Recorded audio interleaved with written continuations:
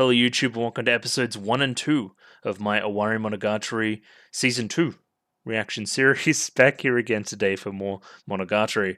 It's getting to be a little bit more of a mouthful again, much like second season was back in the day. But yeah, we're back. Owarimonogatari, the second season of which, post Owarimonogatari, post the revelations at the end of Owarimonogatari, which make me all very excited. So before all of that, a little bit of housekeeping. One thing, I do know that this should be a 2-episode arc, but I'm only going to be able to watch 1 episode today. So tomorrow I'm going to need to watch another one. There'll be a split in the video here somewhere.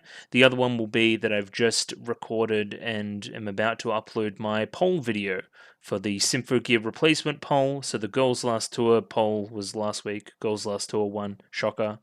And then we have the Symphogear replacement poll. There's lots of great stuff on it. Please look at that poll video. Please go onto the Discord and vote in that poll in your own time, at your own leisure. Take control of what is watched next on the channel. But yeah, either way, I should jump into the comments from last week, which are here. Yeah, last week's episode kind of popped off. I guess it is a big moment in retrospect, even though I've discussed how my watch orders kind of lessened that moment somewhat, in my opinion, whilst also simultaneously making other moments better. I don't know. It's a weird one. Either way, Hot Wheels Kid, first comment here. I think at this time code, I say that I want Kaganui to punch me in the face or something. Or step on me? I think I wanted her to step on me. Yeah, that sounds more like me. Yeah, and then I got caught in 4K by Hot Wheels Kid here. But either way, moving on to Gian Bueno's comment here, where we're going through those first chapters again, starting off with Koyomi Nothing, which was episode 11. So it's one of the longer chapters, but mostly Araragi reminiscing about Kaganui's relationships with the other specialists and her weird attitude of never walking on the ground. True, I noticed that myself. And of course, we're going to relate that to our grand road path metaphor that we have going on with all the other first chapters. So yeah, whilst it does work metaphorically, she also literally never sets foot on the ground. Every day of her life governed by that constraint and how it sounds like a children's game. Yeah, she basically perpetually plays Flo's Lava, which is fun. I like that. And I think almost much like Augi's answer, Kaganui's answer, even, I guess, in spirit, roads aren't the only places what are good for walking. Like, just kind of avoiding the questioning the concept of the road, of the story, of the everything else in between. But either way, Araragi thinks she has some kind of drive, right? Some type of motivation to continue to do this over and over again, not touching the ground. As for Kuromi dead, Araragi doesn't know what Gain thinks about roads. He actually doesn't know anything about her and wonders if she actually knows anything about him, which I questioned myself. How much does she know? How much does Gain Izuku know? If her knowing everything in some supernatural way has been a lie this entire time, it's definitely gotten me, and it's gotten Araragi by extension, which maybe is the point, considering we're following his point of view. And then we make an analogy to shogi, which makes a lot of sense with the episode, considering that's what Gai Nezuko does as well, that continuous kind of shogi board metaphor displayed in the visual language of the episode as well, which I liked. And we talk about it in as many words, right? So Araragi may have basic knowledge of individual moves, someone like Hanakawa may understand the sum forces of an army, but Gain just doesn't understand her own force, she understands other forces as well. Everybody's other forces. Yeah, a true commander, I guess we could say. To have it in the palm of your hand, to hold its fate in your hands, she refers to Araragi as her friend. Friends can be useful, the path of friendship has certain utility, that's all. Then again, he doesn't know how the friend piece moves.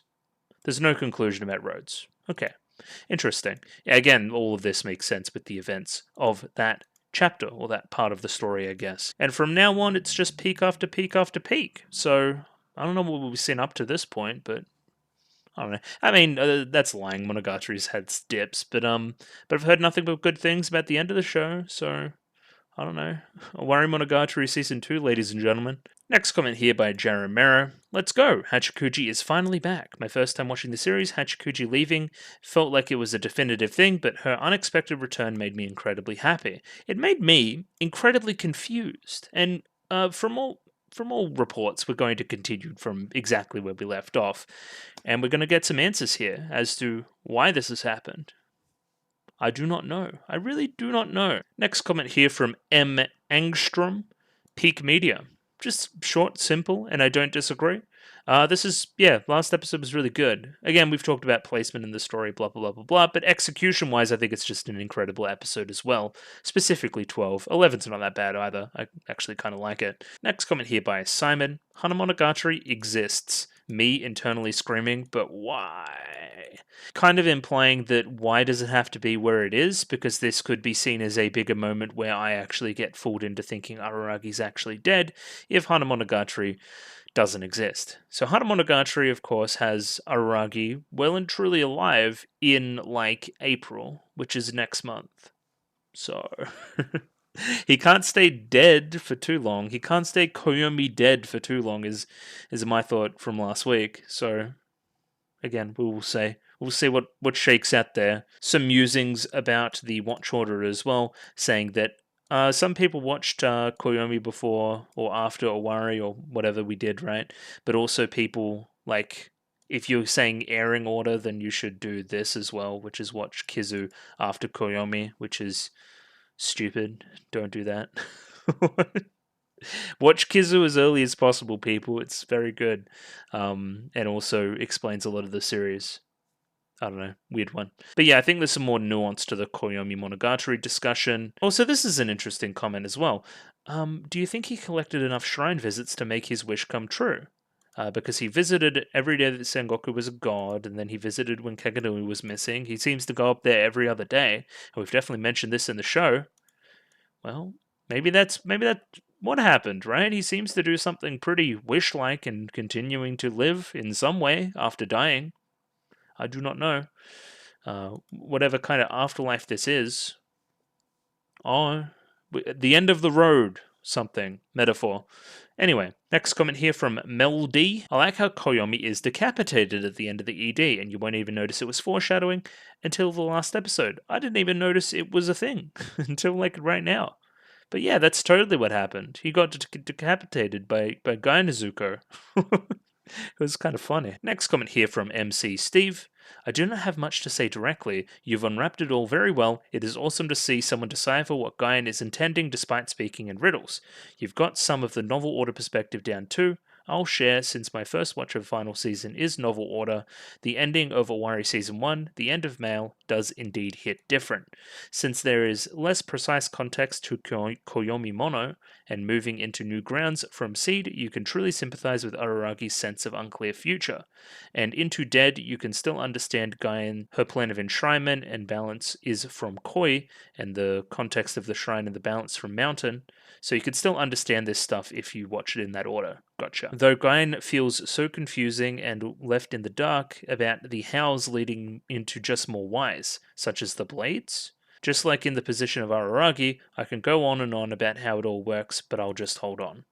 Interesting. Yeah, it's all about watch order stuff, which we've talked about. The anime-only bits are the visuals, reflecting across everyone who is a pawn. So showing Sadachi is a new idea, but I think it's an awesome addition. And then, yeah, you'll go straight into Owari if you're doing it in the opposite order. And yeah, that the punchline is exactly as Nishio writes it. In the afterwards, Nishio explains that he wanted to reinstate what is the status quo and what it looked like since the beginning.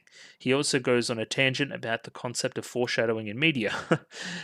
It doesn't sound like Nishio or Cinder go on a tangent. When final season was announced through Suki, it's during the period of the series where most of the roadmap was already laid out, so it was known what was going to be eventually released. Koyomi Monogatari was not announced early on and came out of nowhere. It was his experimentation with shorter format, and he went all in. He knew where the series was going, and he only teased it. If you can remember the idea that Oni was going to be more like male, it is clear for a while he had many ideas, and cutting Oni smaller was his way to execute everything over time and for things to be placed in due time.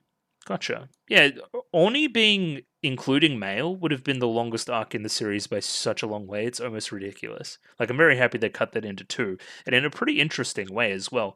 I think providing some interesting Orgi context and Araragi telling Orgi information context along the way. All that said, and the original reason I wanted to write a comment, is there are two little clues / holes left that you did not pick up on, which gives insight into how things could possibly turn out. And these, I've been racking my brain. I do not know what people are talking about here. And I don't blame you for forgetting random specific concepts said a while ago. In the novel, Dead tries harder to poke at these ideas from source where they come from, and it's for the reader to see what it entails. The anime doesn't try. It's still possible. It is glaring if you know what to look for. My only hint is that they come from Kabuki and Oni. You're about to go into Owari Season 2, so you'll see the effects right away, so I don't want to spoil, but yeah.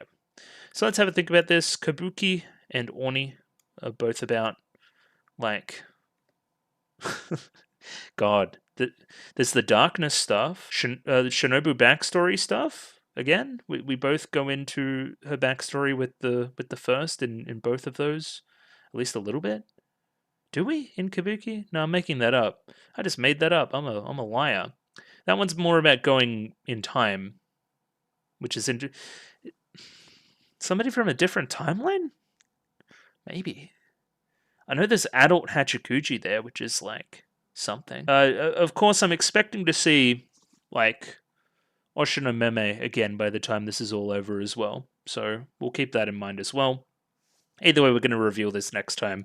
Next arc is only 2 episodes, so it's better as a pair, which I'm going to do today and tomorrow. And last comment here today from Dharma Amancia, which is this Koyomi ending, let's go. Potentially implying that we didn't like Koyomi Monogatari very much, or that the content coming next is very good. It's one or the other, I think. Either way, so where were we in the story? Araragi's fucking dead.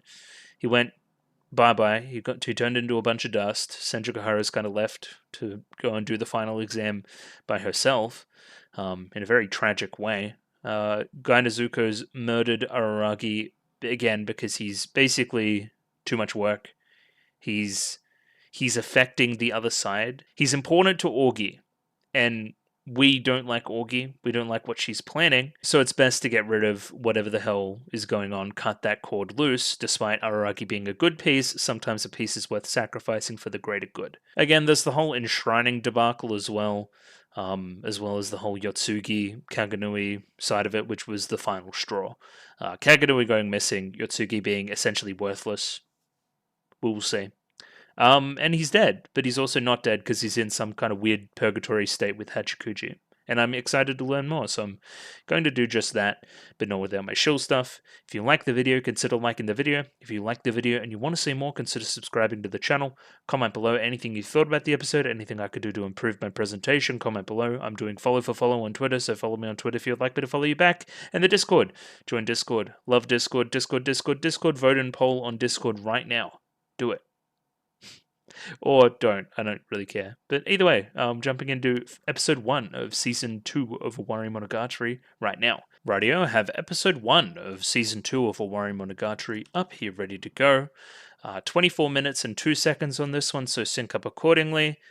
I think I'm just going to keep using these Toish Y subs that I've been using, which apparently is just modified call girls, so should be relatively similar. I see a big old chapter 1 on screen right now. There will be a picture-in-picture in the description below for those that are interested. But either way, I'm going to give it a 3, 2, 1. Rightio. 3, 2, 1, go. Okay. Chapter 1 and a bunch of bubbles. Art style?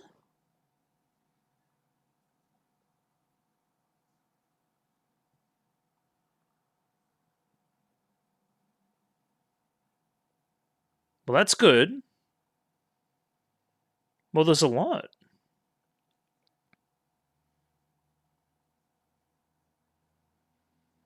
Benefactors.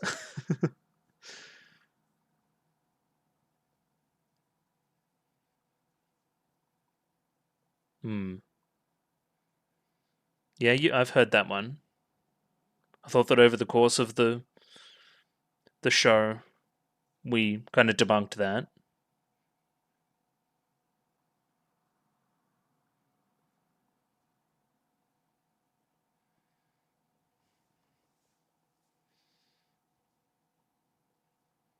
Huh. Love the soundtrack too.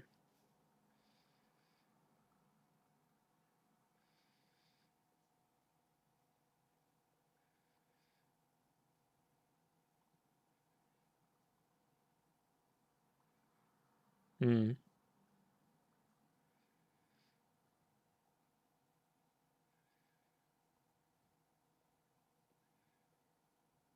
You reckon?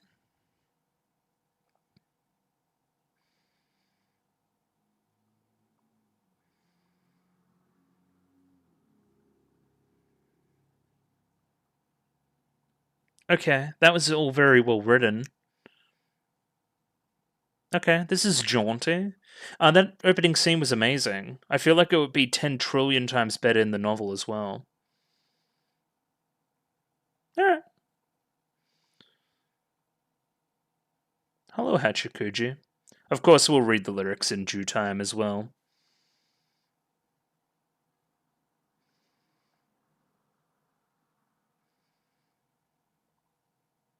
When Hachikuji's freaking mad world.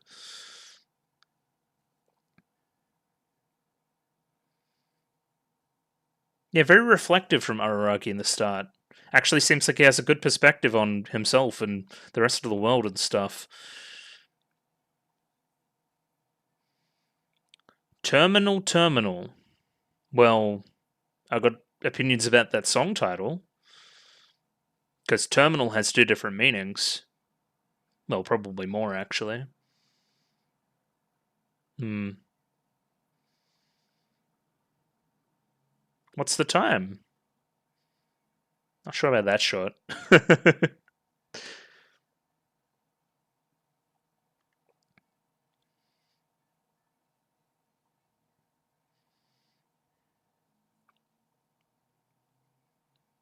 Ha ha ha. I recognize that line, though. Uh, but I don't know what I was looking at there, but sure. Yeah, okay. This is exactly where we were. Indeed. Yes. Yes.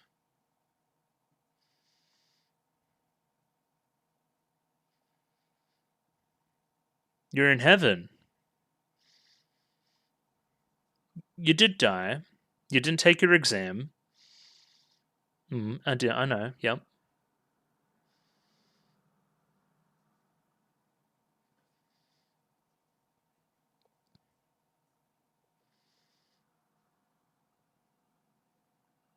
I remember phone. I remember it like it was last week. I agree. Why Hachikuji? Why Hachikuji's is a great question, just in general.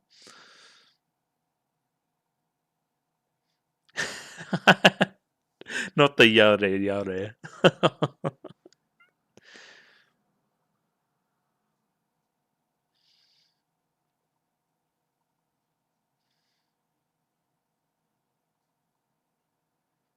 But you don't really feel like that? Again, self aware, yeah?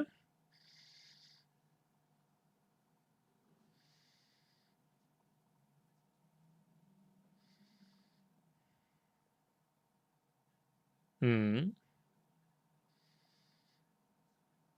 Okay. I am Koyomi dead.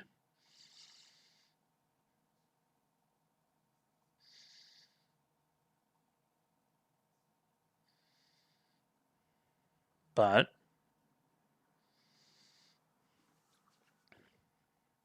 Well, yeah.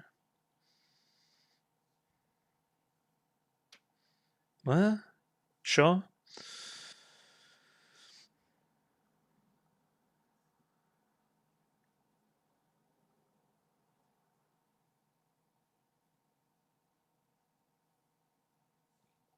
Well, like a fuse going off.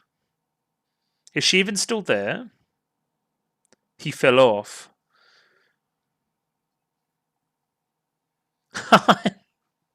Not the Astro Boy. Okay. Araragi went to space? Thoughts? Is it like super tackle? Oh, like a rocket. Okay, I gotcha. Yeah, swing her against the tree. Break her back.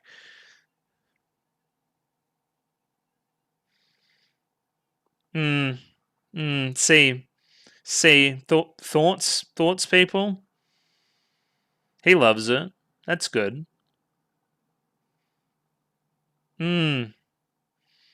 Hmm. Okay. No, but okay. At least it's well animated. Molestation.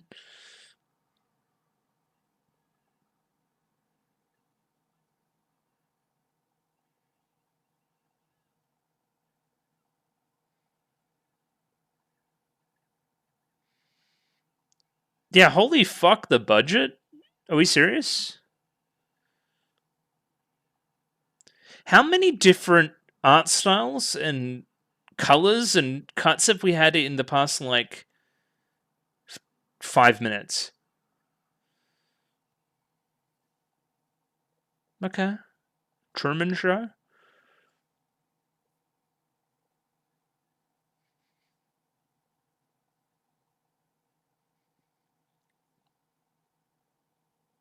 Yes.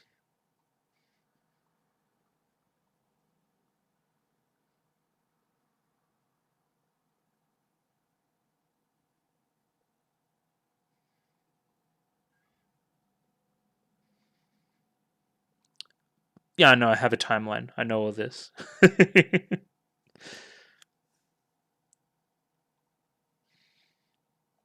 But now I'm literally in hell. I mean, you have been, like, living that whole time. I liked that one.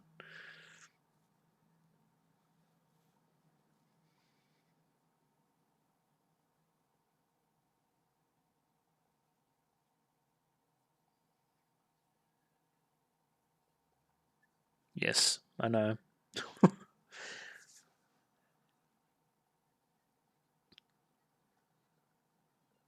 How talented. Oh, and then yeah, great.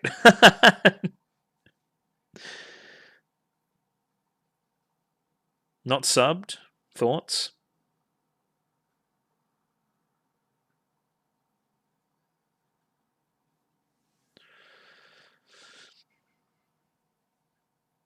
Okay. Then the shrine.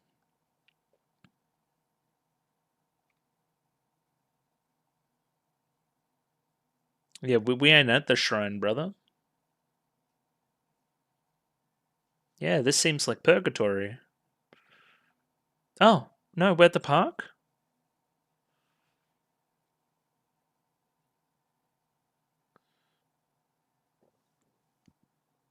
It sure as hell looks like it.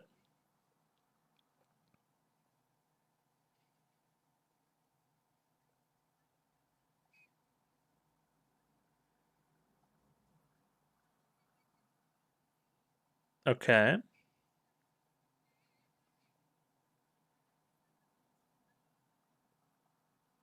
Okay, so you've just been kind of hanging out here.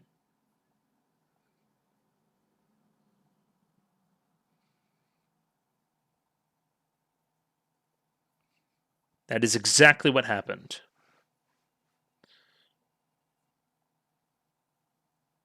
Yeah, use it again. It's really good animation, so why not?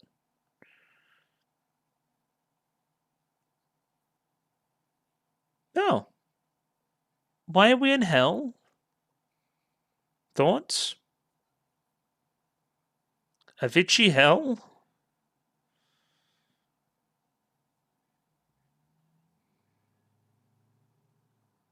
What's wrong with that? I do not know what Avicii is. Because you're an aberration, probably, right?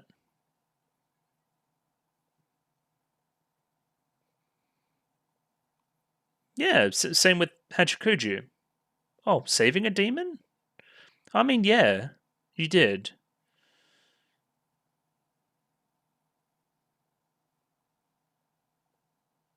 And now I'm drowning?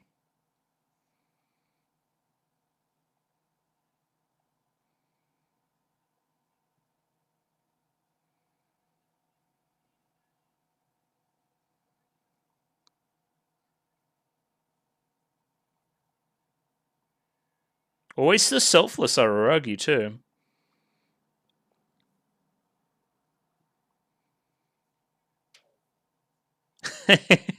Yeah, okay. That's funny. She didn't float up, she kind of floated down.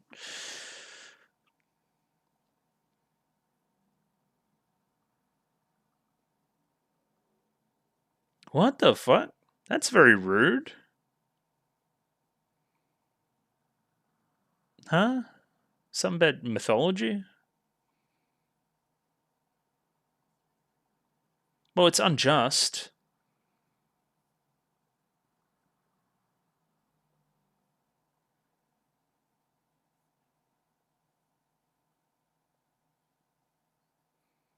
Piling stones on the bank? There's a very interesting line from Araragi there, too.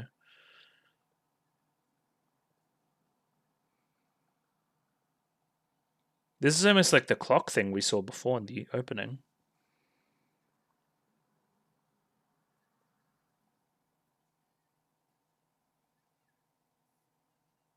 Yeah, is it?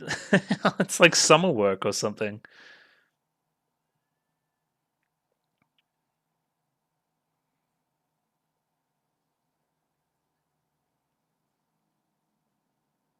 Who told you about it?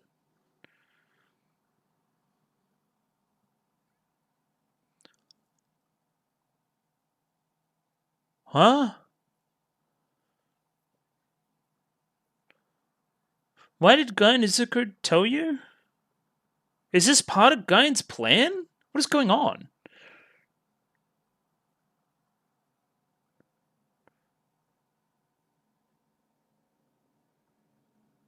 Whoa. There's so much to talk about here. It's overwhelming.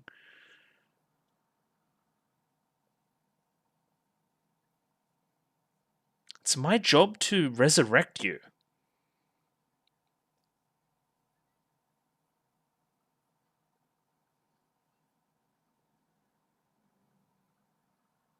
Yeah, yeah. Oh my fucking, are you serious? So why? Why would you do this? This is like, huh? Are we trying to do this to for orgy reasons?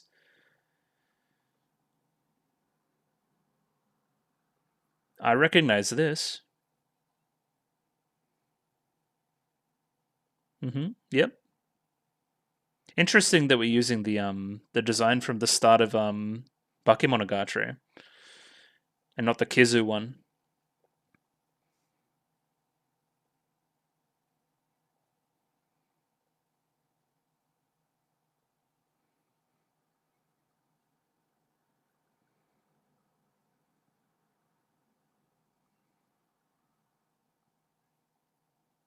Yeah.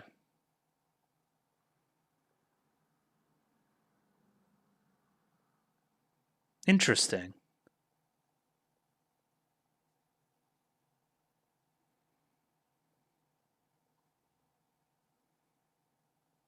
And had like a normal life.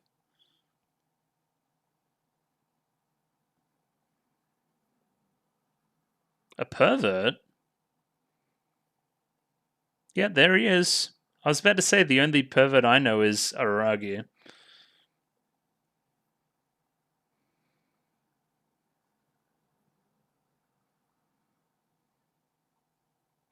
It most certainly did.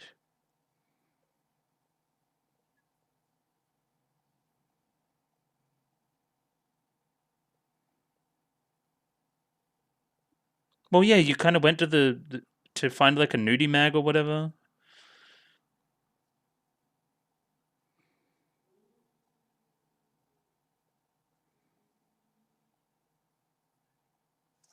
Okay.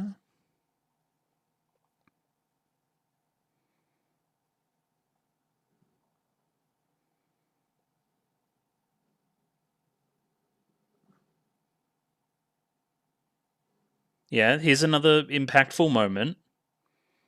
Will you catch her again?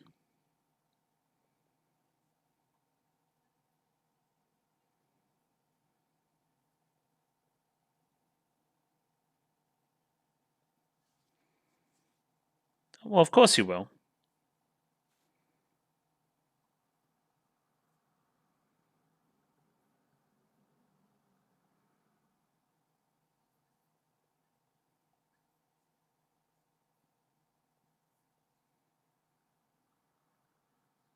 Yeah.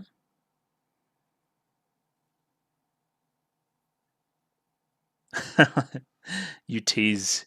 You tease. Gotten back together.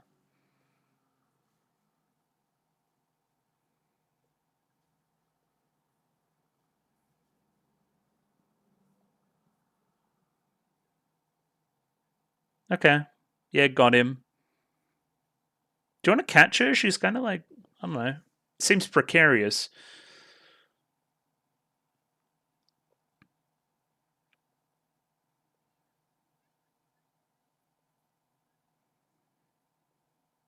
Sengoku.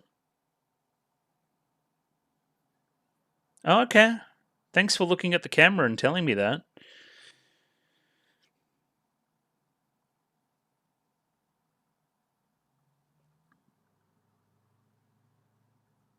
Yeah, but what about Sengoku?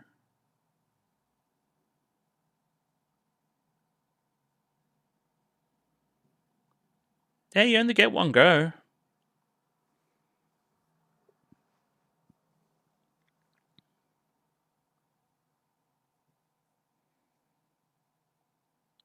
Hmm. Did you fail here? Kinda. You sent that constrictor the wrong direction.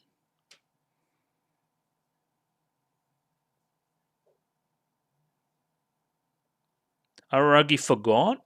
Really? That doesn't sound like him. I forgot.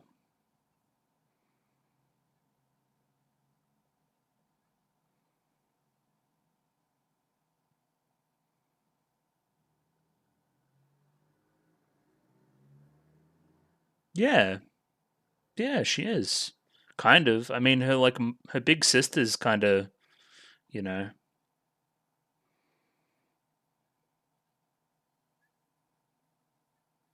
sanctioned. Yeah, they were cool. She's a very different kind of character.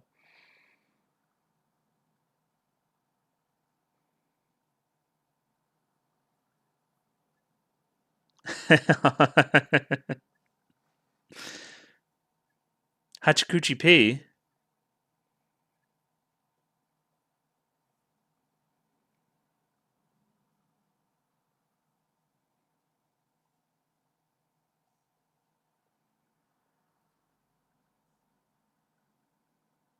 Yeah.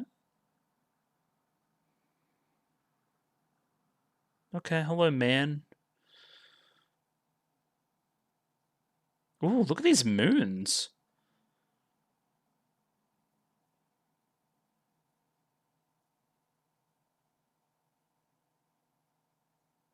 Uh, About what?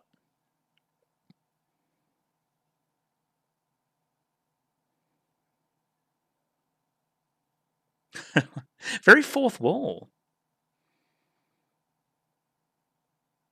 I feel like I need to reread the dialogue for this episode bad.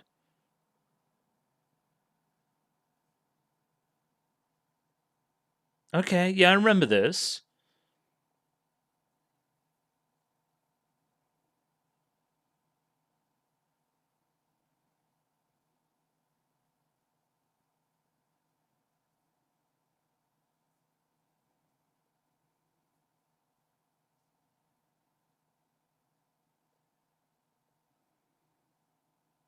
Huh. Pitch black.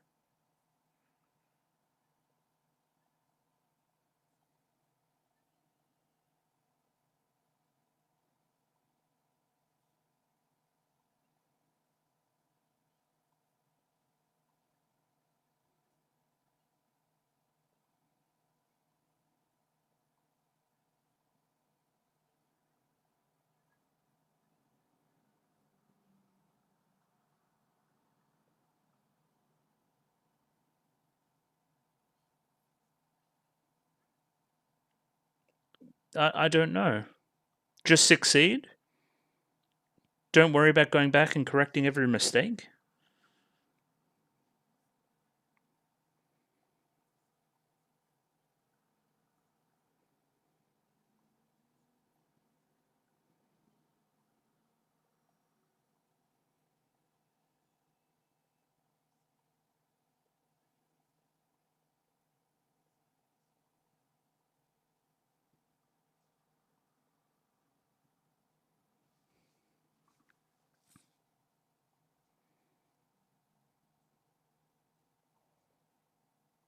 Allegedly.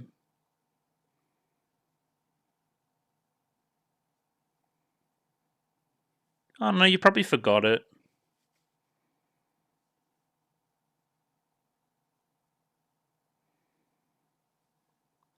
Yeah, but by a long way, she's one of the most important people in the show. If anyone was at hell, it would be her. Oh, really? I would recognize that voice anywhere. I've definitely heard this song too. Is that it? Yeah.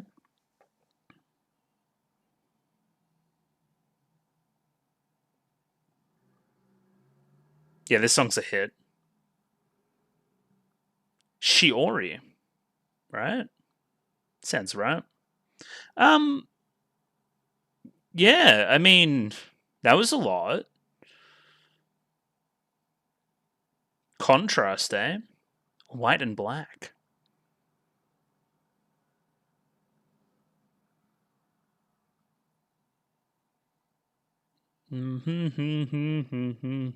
Yeah. I'm struggling for what to say. Because normally I stop the episode and I'm like, blah, blah, blah, like shit at a million words. I think the show is very, very self-aware. It's very conclusive. It's very full circle. There's some small revelations about Gai Nazuka that are kind of crazy. That she is somehow communicating with Hachikuji and relying on her to help Araragi out of this jam and be revived. I would imagine Tadatsuru being in some kind of afterlife situation would have been one of the things from a previous arc that got brought up. That was one of the hints. No, but those are from the wrong arcs. The other question I would have is, what's the deal with Shinobu? Is Shinobu just like gone too? Because I just saw her in the end of the ED there and it made me think. Either way, analysis, we'll say. And we're back. Owarimonogatari Season 2, Episode 1, ladies and gentlemen. Mayoi Hell. I went back and checked the starting portion of the episode. The arc is called Mayoi Hell, which makes a lot of sense now that I've seen at least the first half of the arc. Because we're in hell. We're in hell, everybody. Which was very surprising. I can't believe Araragi's gone to literally hell and back. Or implied to be back. He's going to return at some point, you would think. I think overall, the word I would use to describe this episode is self-aware. Even though that's maybe 2 words. It's hyphenated. Self-aware. We have a vast understanding, a great grasp of the show, of what we're trying to do with it, of where we were in the beginning, of how Araragi has progressed through it, about how he has progressed through it, about his decision-making process in the, I guess, overall goal of getting through life, right? Like, we've seen all of this stuff play out. And the show's seen all of this stuff play out and is looking at it like an audience would look at it, like somebody like me would look at it.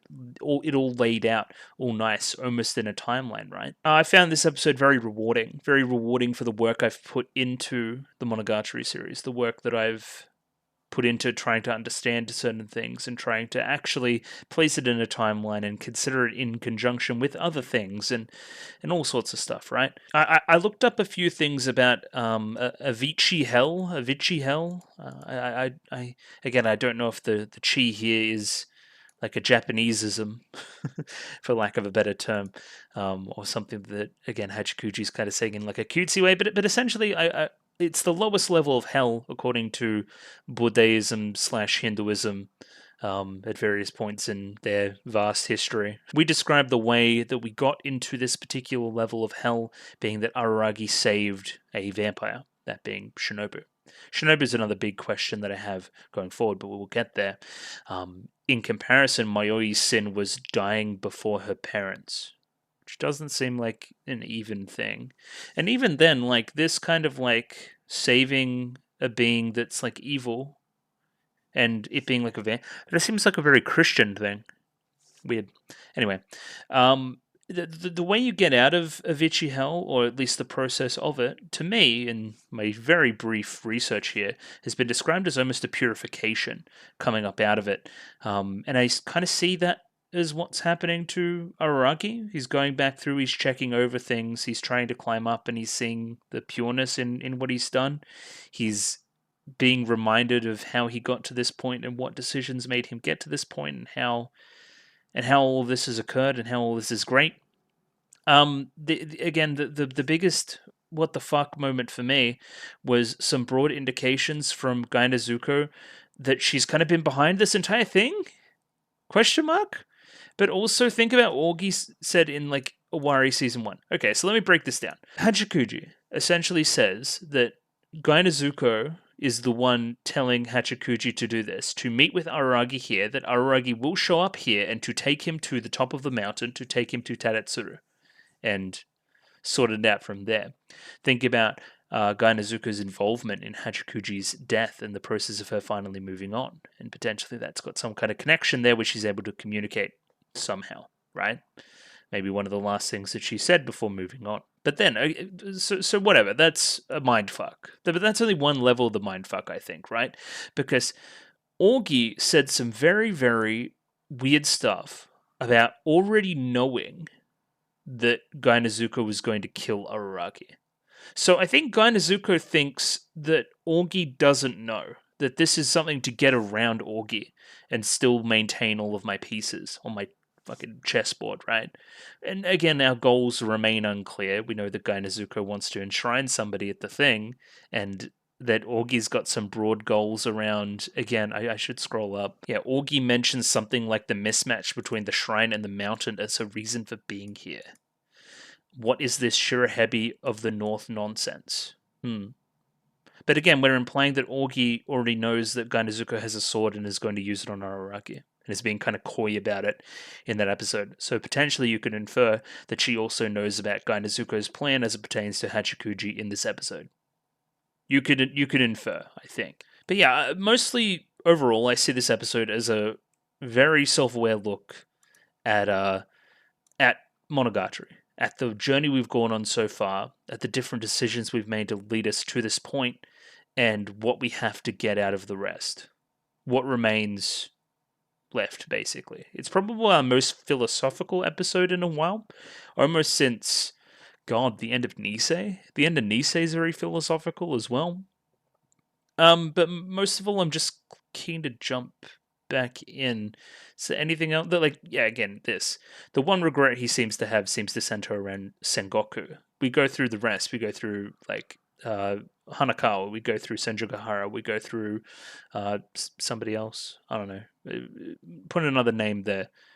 But the one regret he has is around how he treated the Sengoku situation. And again, who was at the center of that? Augie. Think about it. What is Tadatsuru going to do here? Was Tadatsuru dying, inferring some of this stuff? Was Tadatsuru dying part of Gai Nezuko's plan as well?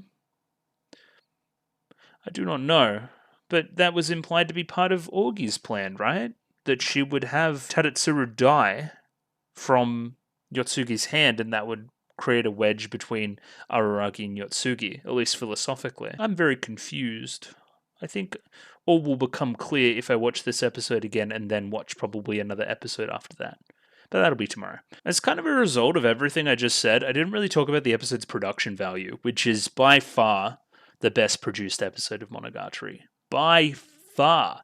If this is the expectation we're setting for second season of Owari, then it's damn high, the bar. The bar is damn high. Yeah, just shoutouts across the board for music, for animation decisions, for art decisions, for the absolute pace of it all, right? It's not just like we're doing one reference for a bit, we do it for 2 seconds and then move on to the next thing. It's endlessly impressive. It's one of the better productions I've seen in a while, even on this channel where I seemingly see awesome productions basically all the time. And I wanted to have a little bit of a read of this monologue, this opening monologue, and see what Araragi's trying to get at here, and if I can infer some things now knowing some things from late in the episode. If I could see Hachikuji Mayuri once more, I wouldn't mind dying. For a while, I truly thought that. Now, again, I think this monologue for the start of the episode is very interesting in context overall Monogatari stuff, right? Because it's starting from square one. It's starting from Spring Break, which is mentioned by name a number of times, where Araragi has such a low opinion of his own life. Again, we even bring it up again. I gave up my life for a vampire that I don't even know, right? I'm that inherently selfless. I have that inherently low opinion of myself that I'm able to throw myself at this. What else is Golden Week getting at? And outside of Araragi's very big lack of self-worth, of value in his life, that he's willing to sacrifice it to do what he needs to do in that arc. Yeah, and moving through that, we come to the decision that, hey, life's actually pretty good, and I don't want to just give it up willy-nilly for various things. Paired with this, frankly, beautiful art style, I don't know what you would call it, very wavy, very picturesque, very painterly. As for actually why I didn't do so, that being dying, as much as I was okay with dying, or possibly more so, haha, I wanted to stay alive contrary to expectations. I felt there was something I had to do while I was still alive. Having a family or a lover, or benefactors or friends are all factors to consider. Human relationships are cool, make it cool to be alive. I agree. However, humans, or me least of all, aren't creatures with such strong self-control that they'll die for an emotion. I don't understand what you're getting at here. What, the emotion of needing to see Hachikuji again? And then reiterating the I don't have friends philosophy from, again, Spring Break. Or I don't need friends, I should say. He didn't have friends either, but that's, again, more the result than the cause. We also see here, this is almost like, when you kind of see sound? That's kind of like the vibe here in the animation and the art. I see this like Araki awakening in whatever this is, hell, right? Because my strength as a human decreases. I've become so weak, those pet phrases become nostalgic. I'm weak as a human, weak, so weak. The weakest thing of all is that I don't particularly despise my weak self. Progress, right? Friends are weakness, right? Relationships are weakness. And he doesn't despise what he's become over the course of the show. The weakest thing of all, is that I don't despise my new weak self. My new self that actually wants to involve all these friends and that kind of thing, right? However, there might be people out there who can't forgive me for becoming weaker. Overcoming the hell from Spring Break, I continued to live, unable to ignore their glares, wishing for me to die. Who are we talking about here? Some people that don't respect my weakness. That from even Spring Break all the way through, still wish for you to die. Yo, this shit just unlocked something in my brain, bro. Yeah. Augie obviously wants to isolate Araragi in contrast or kind of in agreement almost to his philosophy from Spring Break. Having friends makes you less human. Trying to get to some pure humanity in your aloneness, in your ability to take it on all yourself. And Augie, again, isolating Araragi in kind of service of this, in contrast to his newfound opinion that the relationships that he's built over the show are good, right? Augie wants to convince him of the opposite. Okay. But how does that impact any of the shrine stuff? Anyway, more secrets to uncover. But that's unlocked something in my brain. I'll probably write that down somewhere. Well, and then we pan to you, calling Araragi a fool, which, I mean, he's forgetful. I don't know if he's a fool. So are you implied to have even some connection all the way back to Spring Break, or am I just misreading things from the dialogue there? Maybe. I do not know. Either way, she calls him a fool. That is true, I am a fool. He who is born a fool is never cured. On the other hand, if it's something only death will cure, being a fool may not have been that terrible of an illness either. So not wanting to die, wanting to stay alive, friends good, relationships good, maybe being a fool's okay if the consequence of being a fool or not being a fool may be death. If Araragi is only not a fool in death, then he doesn't want to die. It's what this last sentence is saying. And yeah, I mean, mostly it's just beautiful. I think, right? Yeah. What an intro. What a soundtrack. What an art style. What a concept of the I guess dialogue there, of the story sentiments, of its completeness, of its overallness. Yeah, it was really good. And now we have a silly Hachikuji opening to look at, everybody. Mostly through the opening, we get like it's just like Hachikuji fun times. We're just in like Hachikuji zone. And she's kind of marching for a bit of it, and there's lots of fun little cute character animation and that kind of thing. It's nice to see Hachikuji again. I think her voice is a lot better here, not that it was bad in the past, but I particularly like her vocals here in this song. And we get to read the lyrics now too, so please be excited. Most of this kind of stuff is reminiscent of the episode too. Nothing has changed. Every day you welcome me with the same gentle smile. Nothing has changed between the relationship between life and death, which is interesting. When I see you like that, I think how nice it would be if I could be someone like you. Never mind, I'll find. No, but I don't be someone like Araragi? Is he someone to look up to? Some ways, yeah. Interesting line. Okay. Yeah, this is what I mean, like Hachikuji, just like fun zone. There's a big old snail, there's some frickin' jellyfish up here, there's rainbows everywhere. She's having a good time in hell. I don't know, it seems pretty chill. This beloved place doesn't want me to go home yet. But hey, that's the place I call home. What, hell? Go home implied to be moving on again, right? But did you move on? Is this just the next level? Or is something holding you there? Weird. Because home is home. Home is like your house. But home is also implied to be moving on to some kind of peaceful afterlife, some kind of peaceful rest. I think we're playing with that dichotomy too, maybe. You perform miracles at a probability of 10 billion to 1. We also see the song name here being Terminal Terminal. Terminal being like, again, like an airplane terminal or a train terminal or something like that, right? Somewhere where you go to move on. Like, if we're talking roads, it's where a road would end or start, right? It's an exchange. It's a crossroads. But also terminal, meaning that I don't have much time left, right? It's terminal. I'm going to die, right? That's how I'm reading this, but I could be incorrect. It could just be, like, cute, and I'm being morbid. But, like, something regarding death and something of, like, a crossroad is what I'm reading the title as. As long as you're here, as long as you exist... Hey, however many times, I'm home. I'm starving. What hour, minute, second? And yeah, she's just kind of... I don't know why she twerked there, but she was being cute before that. How many times has the Earth rotated? Now! As much as I think of you, you think of me just as much.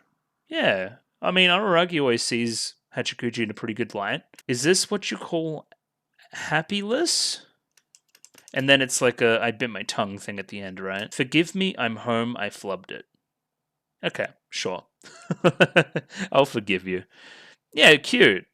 I would need to watch it back to back with the other Hachikuji openings to compare, but I don't know, I've seen the one for Mayoi Snail recently. I'd probably have this one over it. I just like the song better, I think, most of all.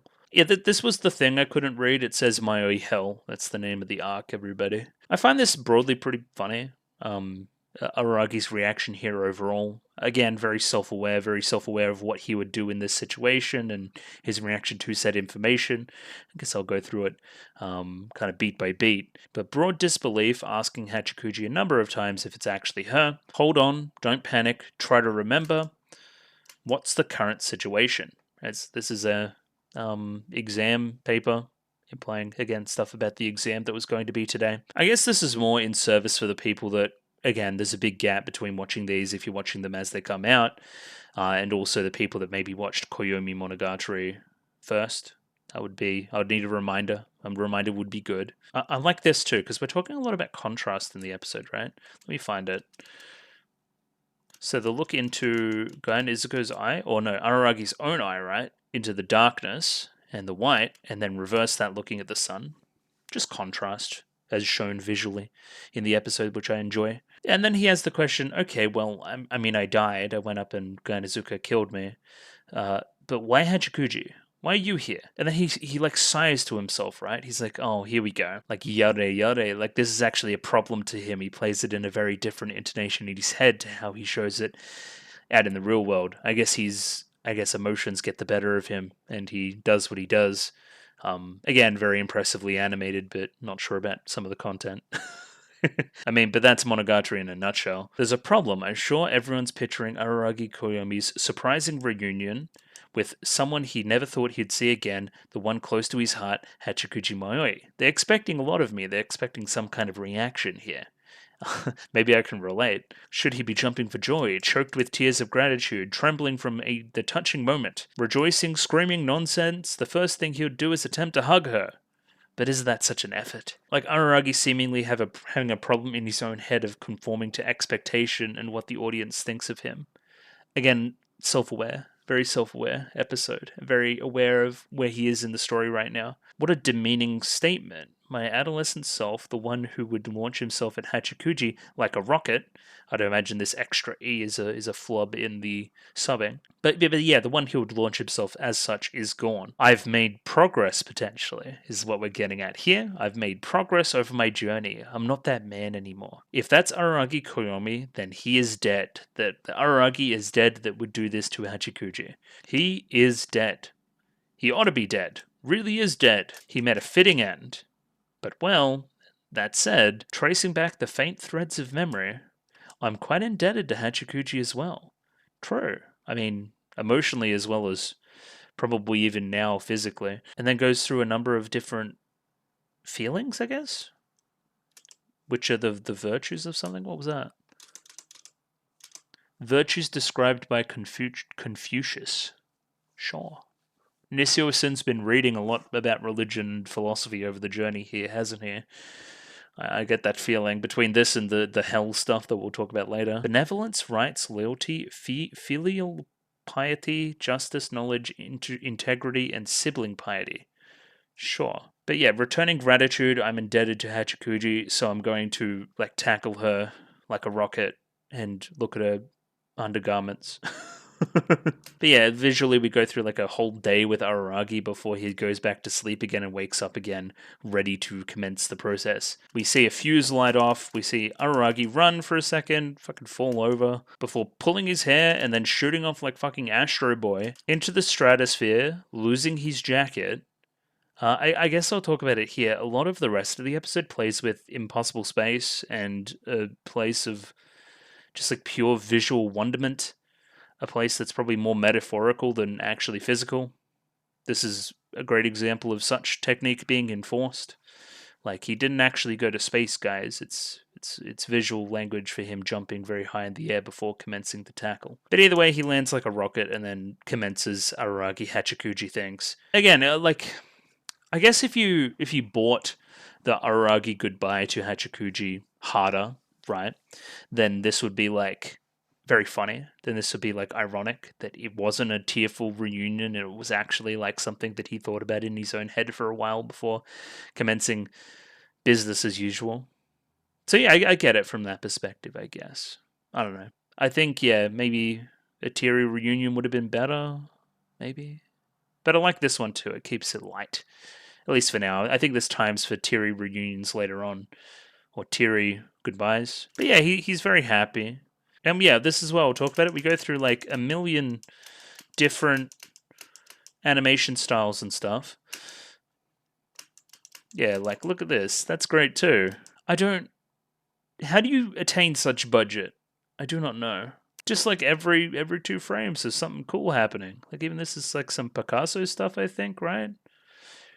Or maybe I'm a pleb. I don't know. And then we get the part where she bites. I like this design though. That's funny. And she throws him with her mouth into the ceiling of the world, which didn't exist before when he went to space. So again, just I don't know, do what you want. It's free reign. You're not in real life anymore. You're in kind of hell. Shishirui Seishiro? Why are we bringing that up? I mean, this is kind of going through and we're giving the audience as well as Hachikuji a little bit of a catch up to where we are and everything that's happened since Mayoi went away, since she moved on. So yeah, the first thing would have been Shinobu's minion, then of course the Oyakura situation leading up to the Sengoku stuff which happened, and the whole shrine situation. Then of course Kaiki, then the vampirism, then I had Ononoki-chan kill one of her creators, that being Taratsuru, which comes up at the end of the episode. And then we hit the shrine, and then Kaganui went missing. Yeah, that's like a mini timeline. That's pretty cool. I like that. This whole time I called Spring Break the true hell, but the true hell may have been this past 6 months, interrupted immediately by Mayoi. That's untrue. Is that because we're in actual hell right now, so the true hell would be where we are, not anything you're describing as a metaphor? Calling him lucky in the process, our lucky son, which I think is pretty good. So I was talking about how unfortunate of a person I've been over the course of the journey, right? I don't care if you flub, but don't flub in such a positive, happy light like that. But as we go through this hell, whatever is implied to be hell right now, we go through and we see all the great decisions Araragi's made, or the decisions that he wouldn't take back, right? Like the decision to help Shinobu, the decision to help or befriend Hanakawa as it pertains to Kizumonogatari, and then of course the decision to catch Senjugahara as well. Like, was any of that the true hell? You called it a true hell at the time. Were you maybe being overdramatic? Because we're actually in hell now. Yeah, you should call me unlucky son instead, right? And then we do the whole kamimashita shtick. I liked this joke. Kami, mummy, nummy, summy, nummy, wummy, ummy, yummy, tummy, hummy, rummy. She goes like way quicker than me too. She's very impressive. And then of course that was like an idol show thing. And then we've got glow sticks. Like, he's so impressed that she did that without flubbing. This was like the greatest performance he's ever seen by a human. So this whole time Araragi's been talking about the shrine. Think about all the different things that he said in that little mini timeline all about the shrine. But hey man, we're not at the shrine. It's got this tree. Kind of looks like the shrine, but we're not at the shrine. No. This is the reveal to Araragi where he actually is. So it's not North Shirahebe, it's actually Namashira Park. And it's not even this park. Like, it's none of those locations. So this whole time you may have been thinking, Araragi, that I have returned to you. No, you've come to visit me. It's actually the opposite of what you think right now. This isn't like a real physical space. This is hell, where I have been and you are now visiting me in hell. You've come to my house. Not your house. Okay, just like the stuff through here, right? Just like when she's on like the play equipment, like why is there a first person shot of her down the slide to the reveal of that, and then the nunny in the eye, nunny squared? There's so much shit. Just know that even though I'm not talking about every single moment of it, the production is flooring me. Like, there's just so much. There's so much to look. That's not even talking about.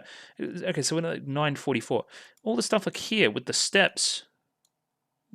Wherever we get the wides with the steps. Where were they? Yeah, all this stuff. Holy fuck.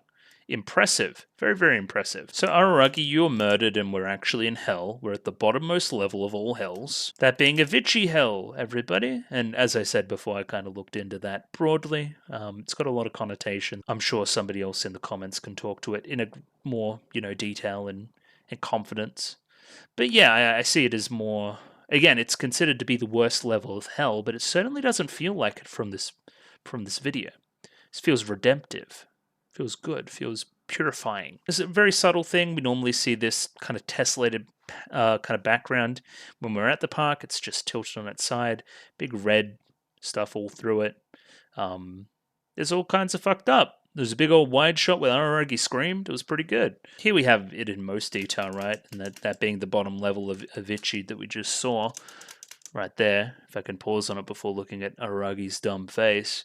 But yeah, that's kind of what I'm talking about. That's kind of that similar image that I've seen. So originally when I saw, hey, Hachikuji's in hell, Araragi is in hell, there must be some kind of correlation between the two because they're in hell, and then I thought it was going to be their aberration nature sent them to hell. That doesn't seem to be the case. It seems to be two varying factors, one being that Araragi saved a vampire, saved a creature of darkness, or whatever they end up calling it, resulting in him going to hell, and then Hachikuji's in hell for not like living past her parents, which is like, what? It's a bit mad. What did she do wrong there? She just kind of got hit by a car. Yeah, saving a demon. You saved a demon, that being Shinobu. Again, Shinobu's notably absent this episode. She's notably absent from everything. Where is Shinobu right now? Did she die via the sword? But even because of saving a demon, right? He saved a demon and he went to hell. He still doesn't regret any of it, right? Even though it sent him to hell in the end. We see this at the start of the episode as well, this kind of drowning motif going on with Araragi that I don't really understand. And the drowning wasn't related to his own feelings. Like, of course, the ever selfless Araragi. It wasn't about his own grave sin, it was about hers. Why are you in hell? After everything that's happened, this person that I look up to the most is this kind of paragon of everything good in the world, kind of. She ended up in hell? Why? Especially after passing on in such a touching way as well. Children who die before their parents apparently go straight to hell no matter what. That's why I'm here. Guy Nezuko, right? Guy Nezuko knew that Araragi would go here, because again, she knew that he saved the demon, right? Did she know that you would go here too? Was that part of the pre-planning from all the way back in Owarimonogatari? That you were a trump card? Sai no Kawara? Mythology. It's that bit about piling up stones on the banks of hell, which we talk about later. Interesting. I might Google this for a second. Yeah, seemingly like the worst kind of purgatory for kids. Essentially, like, okay, to achieve moving on, right? To move on to whatever the next level is, or be redeemed, or anything like that, you must cross a river that you were never able to finish crossing, for the current is too strong. And then for penance for that, you'll instead like make a tower out of stones, but a guy will always come and knock down the tower anyway. So you're kind of just like in limbo, either going to like drown and then go back, or build a tower that'll just get knocked down. That's pretty fucked up. Yeah, if for all of that, she's pretty cheery. I'll give her that. But even then, this wouldn't be at the lower level of hell where Araragi is. It would be on different levels of hell. Shouldn't you be piling stones on the banks of hell as opposed to this level? No, I'm at this level to pick you up specifically. I knew this is where you'd descend to, that's why I took a trip from the banks of hell to pick you up. It looks like a friend is coming over, so I'm taking a break from piling stones today. She makes it seem so chill. Purgatory. And this is where I start to get inquisitive. The person who told me about it knew. The person who told me about it knew that you would be here, knew that you would come here, knew that I would meet you here, and told me to do so. And apparently that person knows everything. And that's our indicator that it's Guy Nezuko. And as I've talked about before, like Guy Nezuko almost feigning like the conversation in Koyomi Monogatari 2. Who is that even for? All this talk about sacrificing pieces and that, considering she had this plan in the tuck. But then even so, I believe Augi's still one step ahead, because she knew that she was going to use the sword. So it must be implied that she would also know some other parts of the plan as well? I do not know. This is very, very confusing. Now that the details of every mystery have been unveiled, right, at least a little bit, let's climb. And we proceed to climb for basically the rest of the episode. We go on another journey with Hachikuji, if we want to talk about, we're always on the move with Hachikuji, because she's always like, from one location to another. She's never stationary in one spot. It's even true in the afterlife. And this is where we just go fucking buck wild with the animation and the art, using a lot of that ED art style as well, helping to differentiate. Just a weird, warped town, the Monogatari town, the rest of the show normally takes place in. Hachikuji, you seem to know exactly where we're going. Do you know our destination? It's determined by our objective in going there. It's my job to resurrect you. I can be resurrected. And then, yeah, we're going to see Taratsuru on the top of the mountain. And of course, Taratsuru specializes in something aberrations, immortal aberrations or something. There was some inference from Tsuki Monogatari, I'm remembering. Dying, then being resurrected, is part of everything proceeding according to her calculations. Again, art is very good. Again, Guy Nezuko being a weirdo. But that's a pretty meaningless action, right? Reviving somebody after being the one that killed them, right? It's like dividing then multiplying by 2. But then no, it's not like that, says Hachikuji. Apparently there's subtraction in the process as well. I don't know what it is about that. That looks incredible. What is it? What is it here that looks so good? Is it the frame rate? I wish I was better about this stuff. I really do. But yeah, I don't know why it looks so good, but it does. yeah, either way, we're being cryptic there, but it's not about multiplying the dividing. There's some subtraction involved as well. We'll keep that in mind. Maybe I should write that down. Well, the specific wording there, subtraction, is making me think of my other big question around Shinobu, right? Is this all in service of some kind of separation of Shinobu from Araragi, right? So because of the events of Kizu, right? Because of the decision as seen here, right? This is the scene directly after what we were just talking about, right? As a result of that, we have this relationship between Shinobu and Araragi that is like symbiotic and fucking weird and crazy and all sorts of stuff. Is that the biggest problem here, that we need to separate these two? And is that what this process has been all about? Right? I do not know. Is that what we mean by Kabuki Monogatari is involved? Because, like, Kabuki Monogatari's whole story is about, like, some stuff going weird in the timeline and then Shinobu basically going crazy and killing a bunch of people because of Araragi's death. Araragi dying at the hands of Black Hanakawa. Interesting.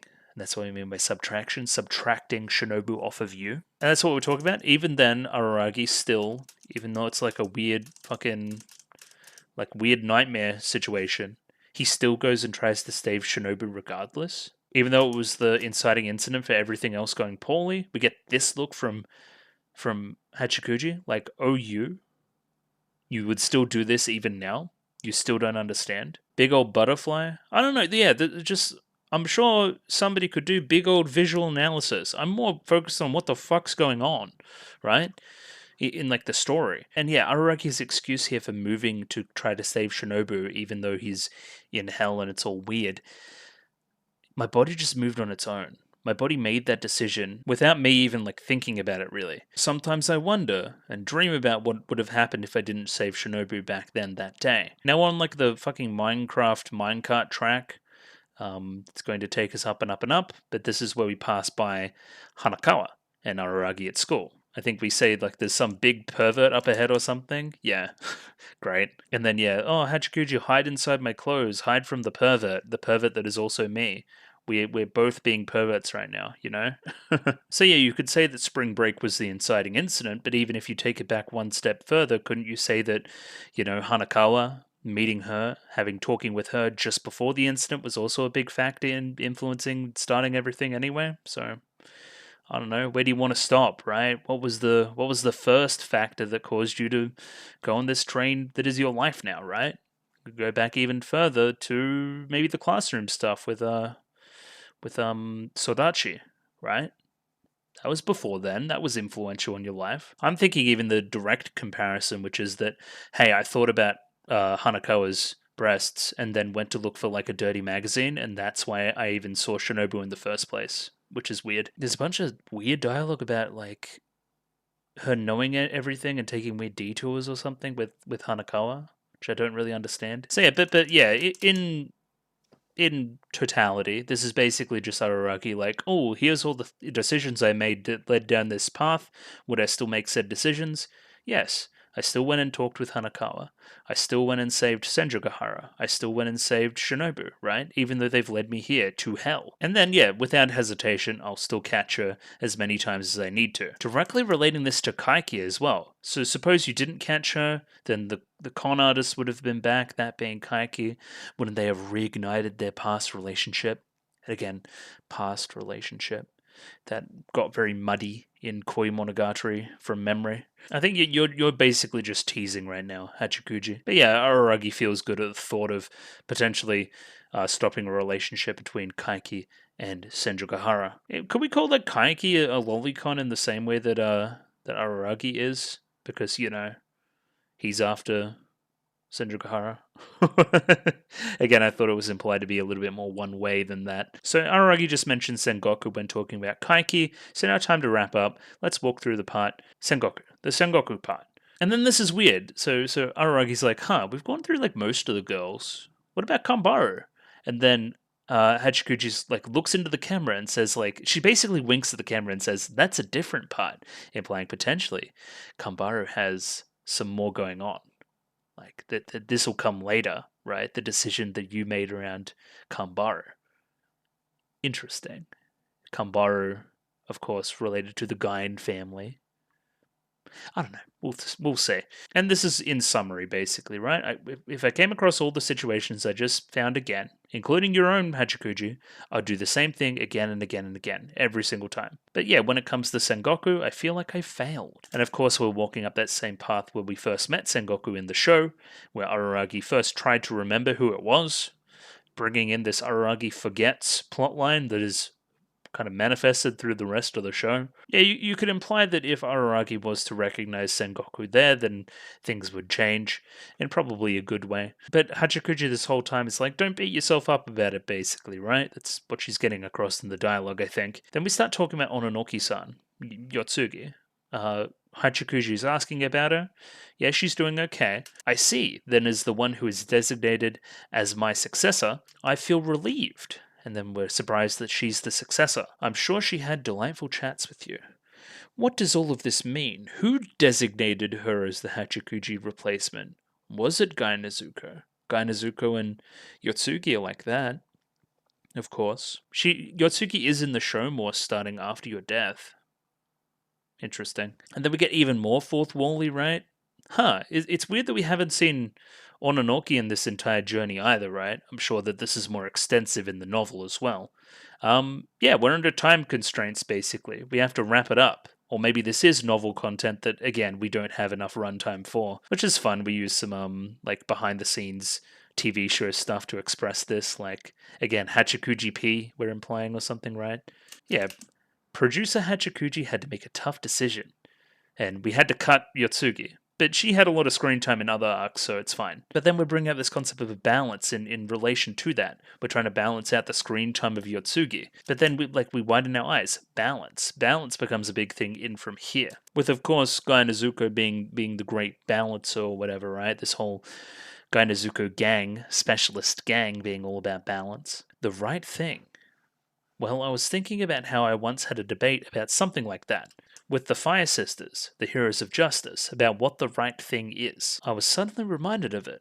Well, we're almost at the peak, so if there's more you want to discuss, keep it short, because it will most likely be our final talk session. Then I want to talk about something else that isn't as serious, I guess. It was a discussion about how it's difficult to do the right thing.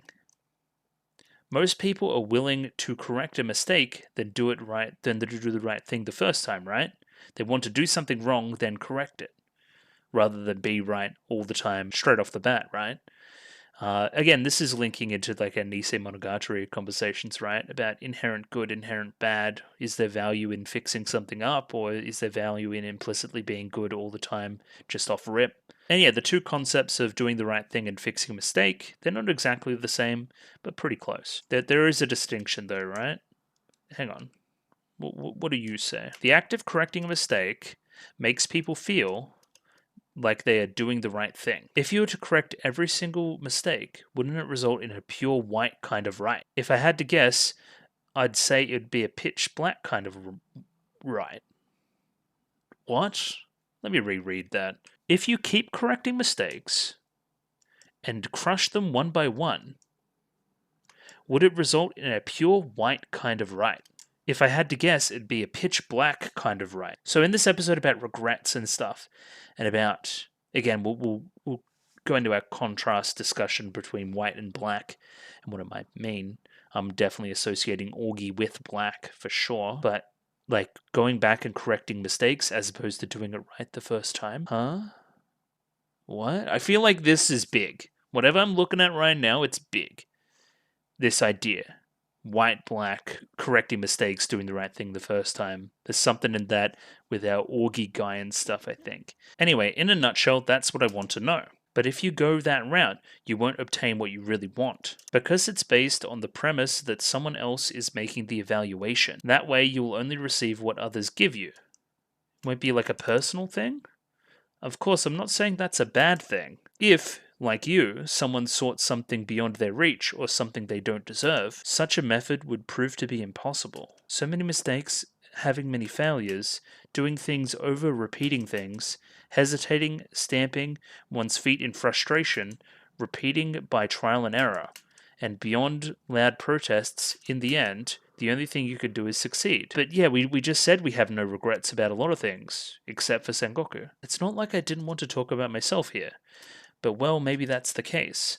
No, that's how it should be. You just said you weren't talking about yourself. Then who were you talking about? You were talking about Orgi. You weren't talking about the Fire Sisters. It wasn't about Oshino. It was kind of like Oshino. It was Oshino's niece. Yeah, so you were talking about balance, and you were talking about something else, and then you forgot that the inciting incident for you even starting to talk about this was Orgi.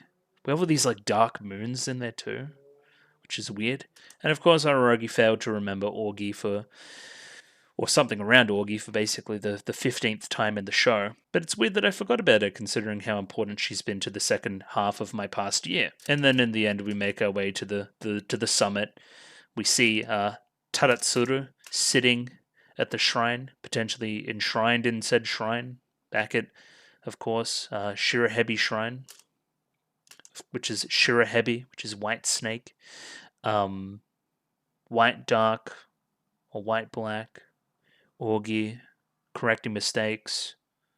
There's some weird out of context lines that are like here, here-ish, yeah, here, all through like there. I don't know what that's all about. And then it's about Orgi, which I'm guessing will make more sense in the future.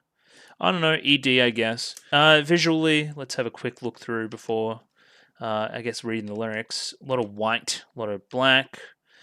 Same ED art style, of course.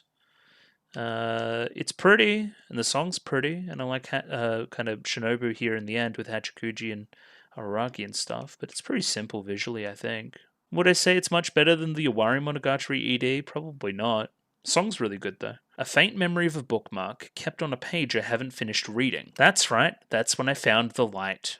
And of course this is called like Shira, the ED, I think, right? Shiori. Okay. At some point along the way, my heart stopped feeling so lonely. Your heart rescued mine from the darkness. The future started to shine so bright, like stars dancing across the night sky, but thinking only about myself. I couldn't see it anymore, so only when thinking about you I see it. There are times I remember, though it brings shame and pain, but I'll be someone who can protect others and hold my head up high and say, I'm so glad I met you that day. Well, that's a very nice sentiment. Directly after talking about Orgi, which is weird, but I definitely believe it for like the rest of it. I'm so glad I met you that day. Like no regrets, right? That's what I'm getting, right? So yeah, I mean, broadly, I'm just extremely confused. But I think that's I'm very blown out. Hang on, that's probably a bit better. It's good. It's really good. It's fantastic. Even I'm just very confused. I just don't really know. And I'm hoping next episode will shed some light on some stuff. But I'll be watching that tomorrow, so we'll say. But yeah, cool. It was cool. And now I'm back. It's the next day. I'm still thoroughly confused. I just even rewatched that last scene again. Like, it's still confusing the fuck out of me. We're talking about making mistakes versus doing something right the first time, and what that means. And if we go back and correct every mistake, it will result in some kind of pure black correctness form of right. And then we're relating that to, like, but who is that for? Is that for a impartial third party? Or is that for yourself? Who can decide?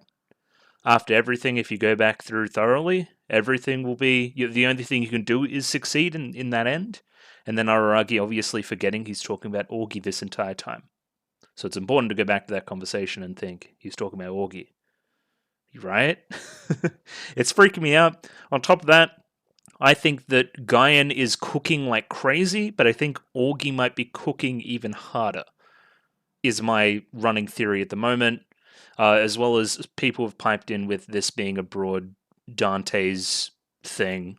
But I'm not well read enough to make inferences there, I don't think, without doing a ton of research. So I'll gotta leave that for somebody else. And yeah, this was random. So I'll get the other episode up now, which it's up now here. With a 24 minutes and 3 seconds on that one, sync up accordingly. It's episode 2 of Owari Season 2, if I didn't make that clear. And there'll be a picture-in-picture, of course. But just gonna jump in and give it a 3, 2, 1, I think. Radio? 3, 2, 1, go. And I'm recording. Yeah, Tadatsuru is here too, by the way.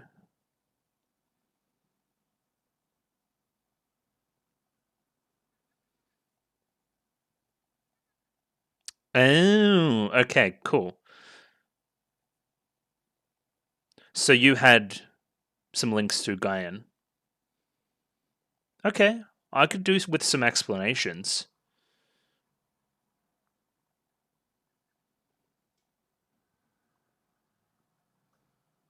I mean, this is kind of hell. How else are we going to exterminate? Yeah. This was also my thought. Subtracted. Yeah. But what does that mean for Shinobu, is my question.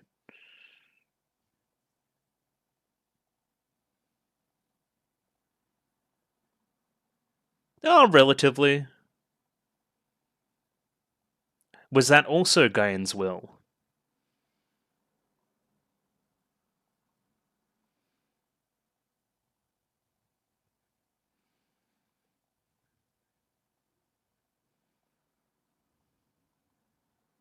Okay, but Augie, still.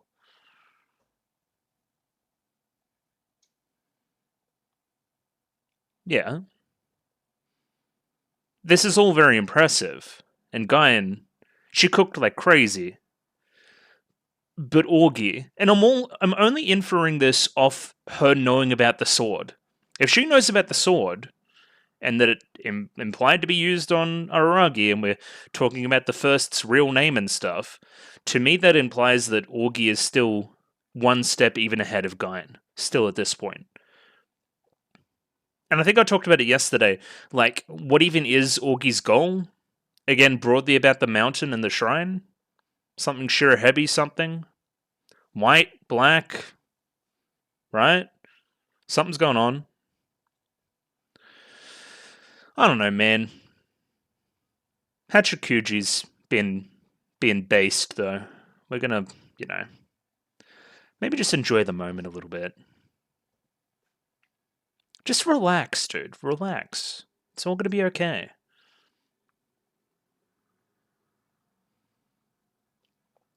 Oh, it's kind of like water Araragi from the start of the season.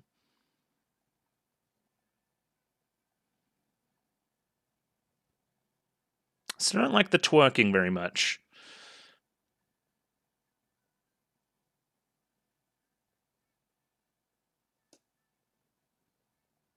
I wonder how much more utility Hachikuji is going to have here. She's kind of done her part, no?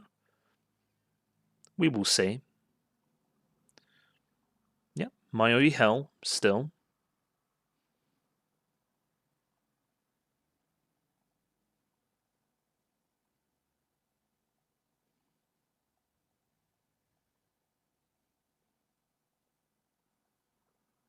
No, I think he's dead.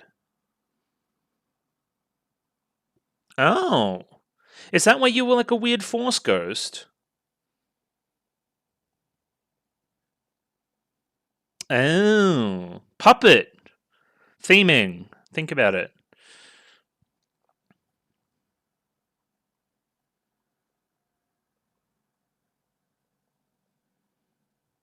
Okay, it was a special Gaian mission. There was something with you and Oshino, I remember.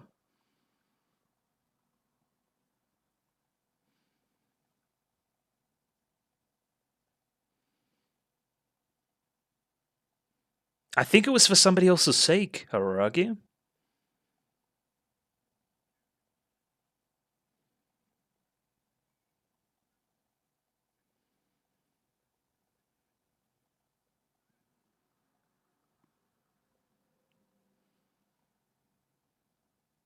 Regress.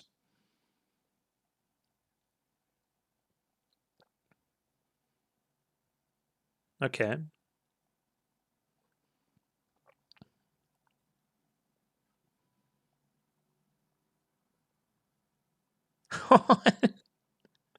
Hurry up.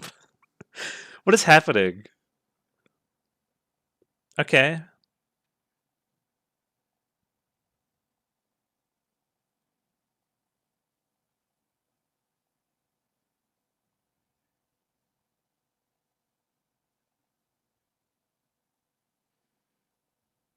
Okay.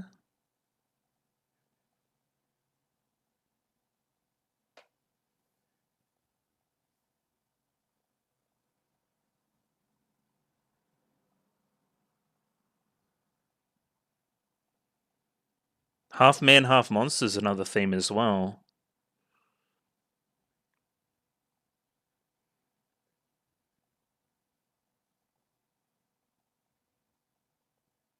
Oh.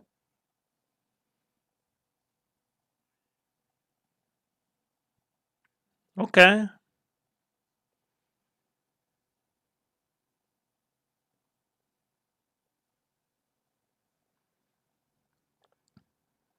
Last month. Yeah.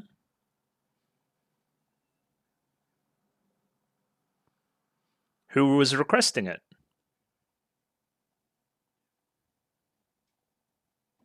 Sounds like an orgy thing.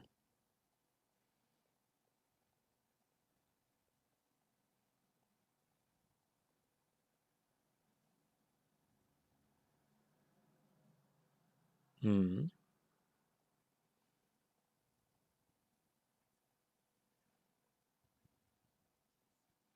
I remember.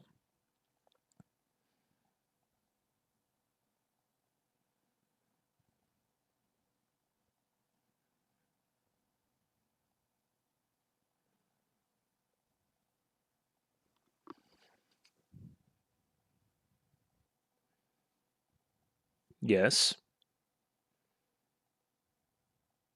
Well, yeah, okay, if you didn't know that and then went further than you should have.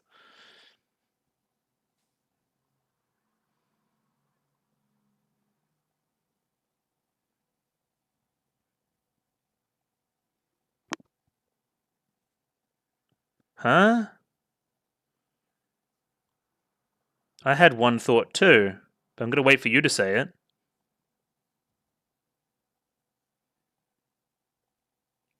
Yeah. I wonder what Oshino's been doing.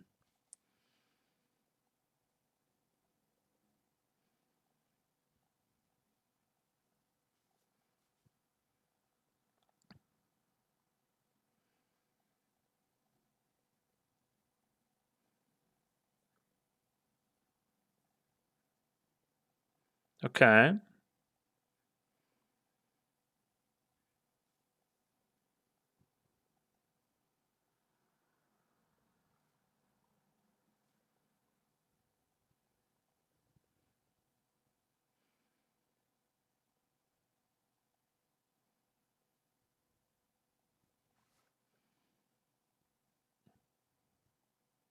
Oh. Okay. Sure. It's just like a second person conversation.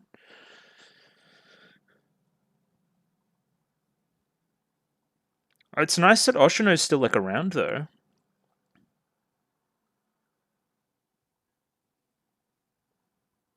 Hmm.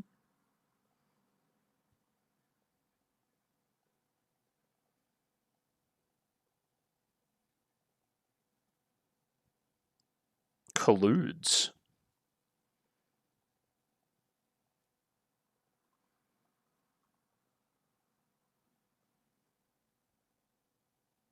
Well, he would know your nature, that being Aragi's.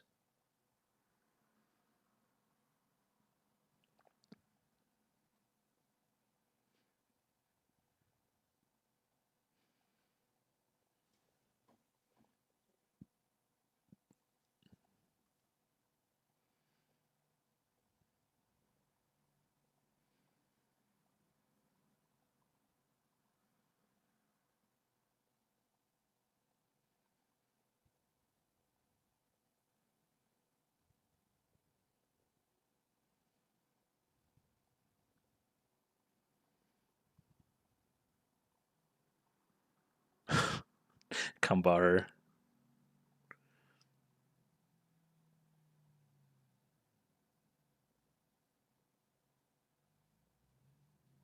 I think something's preventing him from doing that.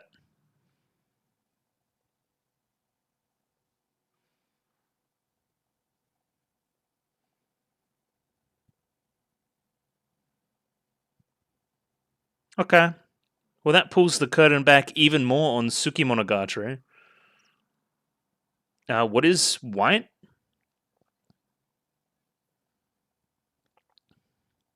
Some kind of dragon or something? Oh, it's a thread. I thought we were going like never-ending story. I like this track too, this musical track a lot.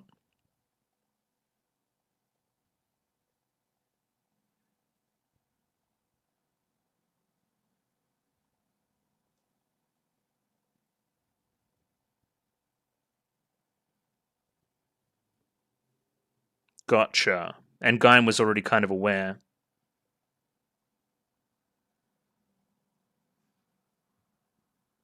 Not. I don't really understand it either.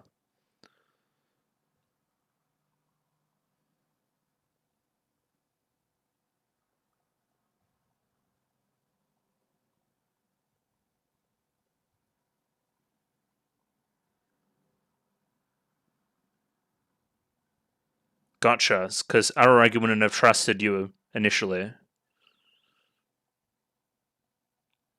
Thank you for your cameo, Hachikuji.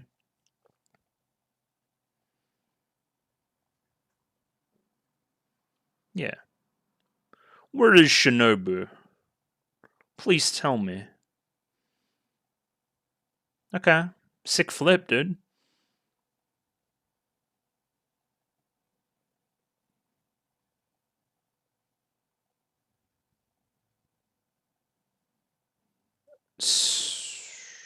Yeah. Therefore.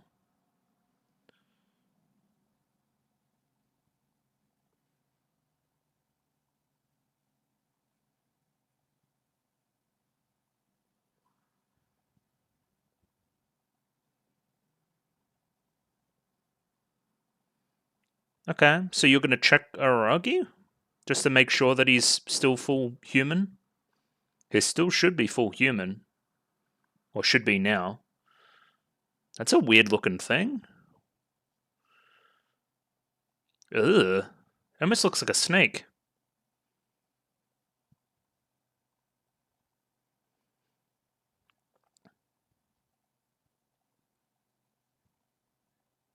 Yeah.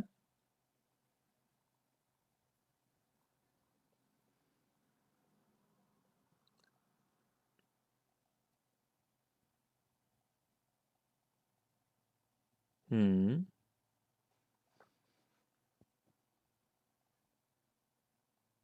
Oh, the name of the park. Oh. Oh. Oh. Shirohebi instead of Shirahebi.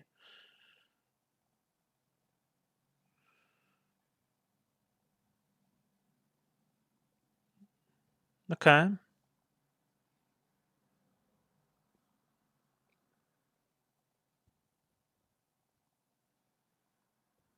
Oh, and then the location changed?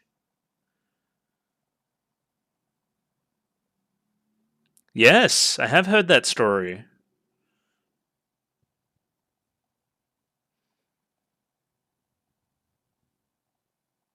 It comes back to language, kind of, too.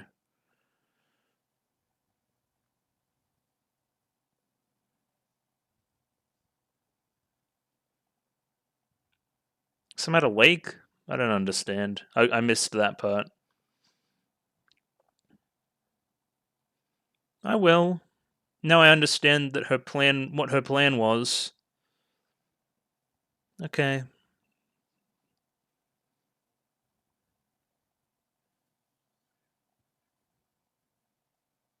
Yeah, take that, bitch.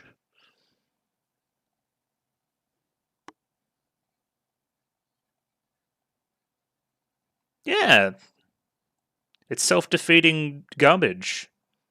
Low self-esteem bullshit.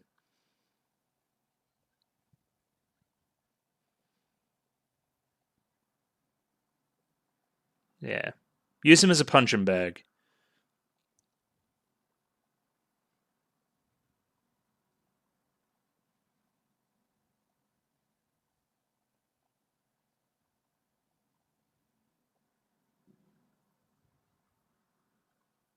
Mm.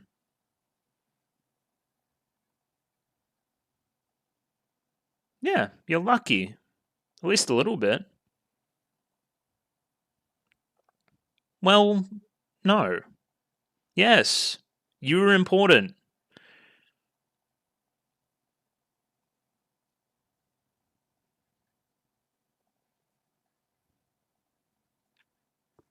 And like what I was talking about before, a lot of Aragi's self-esteem stuff, self-worth stuff, right? Hmm. And of course, it's Hachikuji doing it.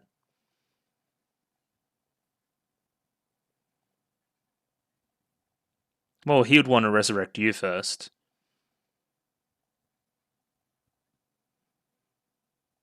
Okay. Thank you, Hachikuji. Hmm.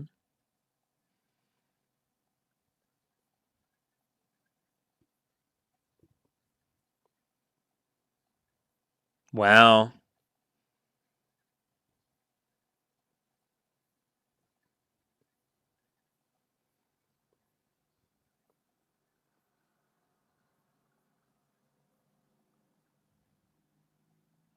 He's got a lot of fetishes, but they also represent different characters in the show. Smile.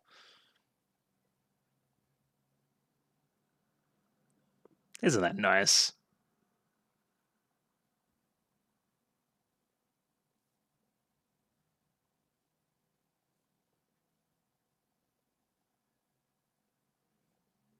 Yeah, it was a little bit more poetic than that, but, you know. Also, in essence, that's what kind of the show's about, you know.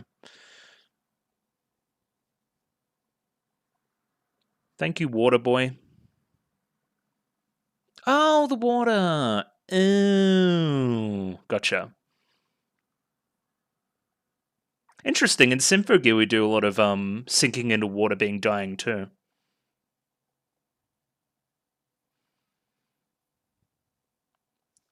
Yeah, uh, uh, this part of the story, they love to undercut their dramatic moments too.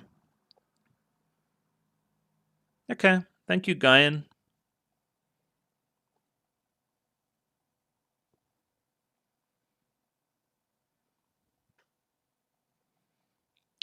Where's Shinobu? Okay, thank you, sir. Tadatsuru, you helped.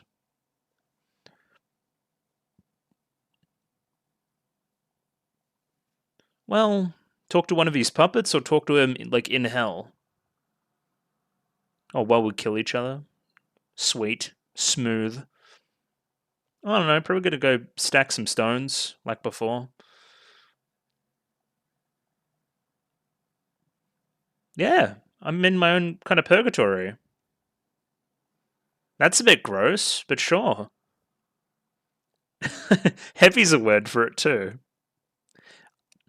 Implying there's some kind of reincarnation possible. Maybe. Isn't that the whole like Buddhism thing though? Probably some other religion stuff. Again, I'm stupid. He seems very enthused about it. Igonition. Okay. Goodbye again, Hachikuji.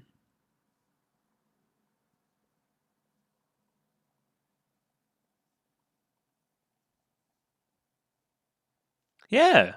I thought you understood that already. You could argue a third. Oh, no. How is this going to work?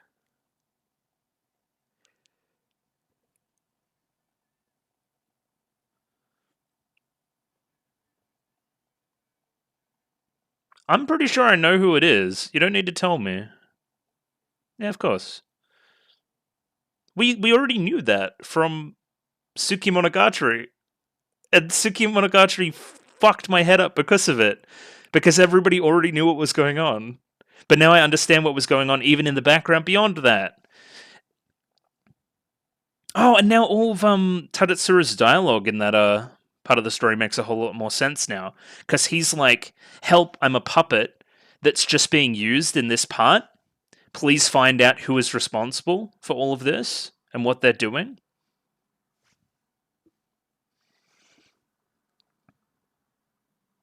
Monogatari is incredible, by the way.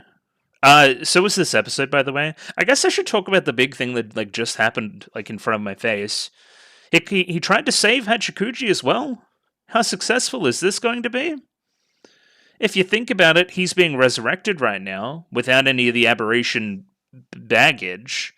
Wouldn't a similar thing happen to Hachikuji after all of this?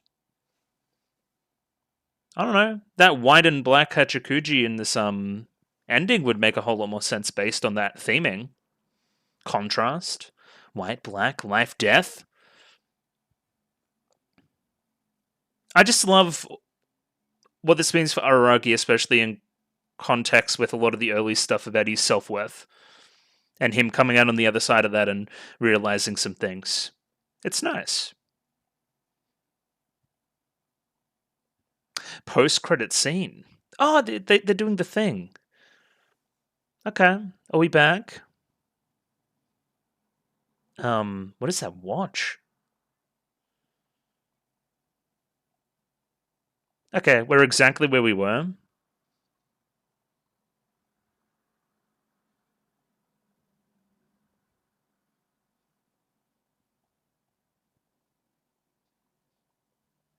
Hello, Shinobu.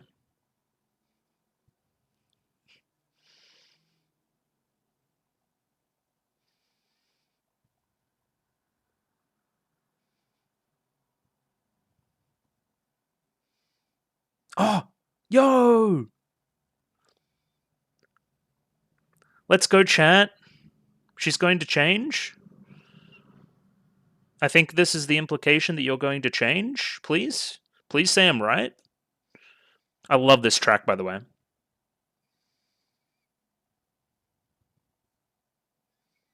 I wonder what the time difference would have been between him being killed and something else. Yep, she's here.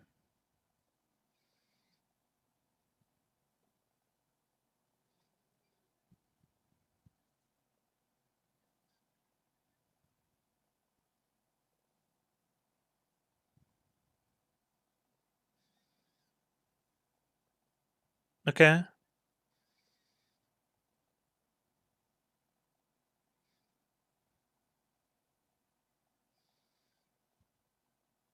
Okay. Did you plan for Hachikuji as well?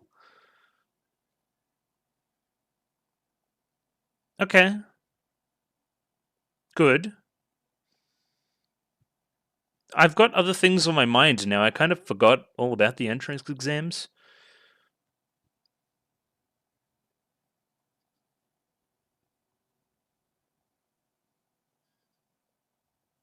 Okay. Oh. White day. Okay. So tomorrow? Yo, Gainazuko just said like Avengers Assemble, basically. Also I think the implication is that we've separated Araragi from Shinobu? Thoughts? Thoughts, gamers? Analysis on that episode, which was a lot. And we are back. That episode was really good, obviously. I would call it more an exposition episode than anything else, an explanatory episode, just kind of bringing us up to speed with what has actually been going on behind the scenes this entire time. And again, a lot of this is revealed in like one or two throwaway lines in Monogatari, not the whole Tadatsuru side to it, of course, but that, you know, this is what Augi's plan was for it, and this is why Yotsugi needs to stay with Araragi now, as well as, you know, kind of justification for why this is happening. Monogatari, man, that's fucking crazy. Just the transparency of that episode, of Augie in that episode and her plan. And in retrospect, she is that transparent about it to us, the audience, because we're not Araragi. Araragi doesn't see any danger here. He can't see any danger here. And he is perpetually not seeing any danger around Augie basically since she became introduced in the show. But yeah, we the audience see like obvious stuff going on there that should be addressed by Araragi, and then he doesn't. Yeah, it's great. It's really, really good. It's what a way to tell a story, man. This order, just to fuck with you. I kind of love it. Of course, like, okay, I'll just jump into here. This is the easiest way to do it because it basically highlights my thought process. So, on today's recap, Tadatsuru Exposition Hour, where he explains what his role is in all of this and whatever the hell Monogatari was about. So, basically, he's like a doll maker from way back. He basically left Gaian's little crew because he was better at making dolls but still remained in touch. Again, there's an implied connection between him and Oshinomeme. So yeah, not quite part of Gaian's crew, but around. That's the way that Tadatsuru is in my mind. So this is the way I understand it, and this could be wrong, by the way. He got a call from Orgi to put together a plan to kill Araragi/Shinobu. But Orgi already had further plans around getting Yotsugi to murder Tadatsuru's doll in front of him to make Araragi like more isolated because of his loss of respect as a human, as a confidant in Yotsugi because of her murder of this bloke, and also to bring up a lot of the monster-human dichotomy stuff that's been going on throughout the rest of the show, where Araragi at the start of the show was broadly pretty skeptical of his monstrosityness, right? It led to a lot of his self-worth issues that have perpetuated through the rest of the show, right? Something as well, if you think back to Monogatari, that only really came about because of his own selflessness, right? That he went and didn't respect his own life enough and respected the life and the pain of Shinobu in that kind of subway tunnel enough to sacrifice his own life to be her kind of minion, spawn, master thing. You know what I'm talking about.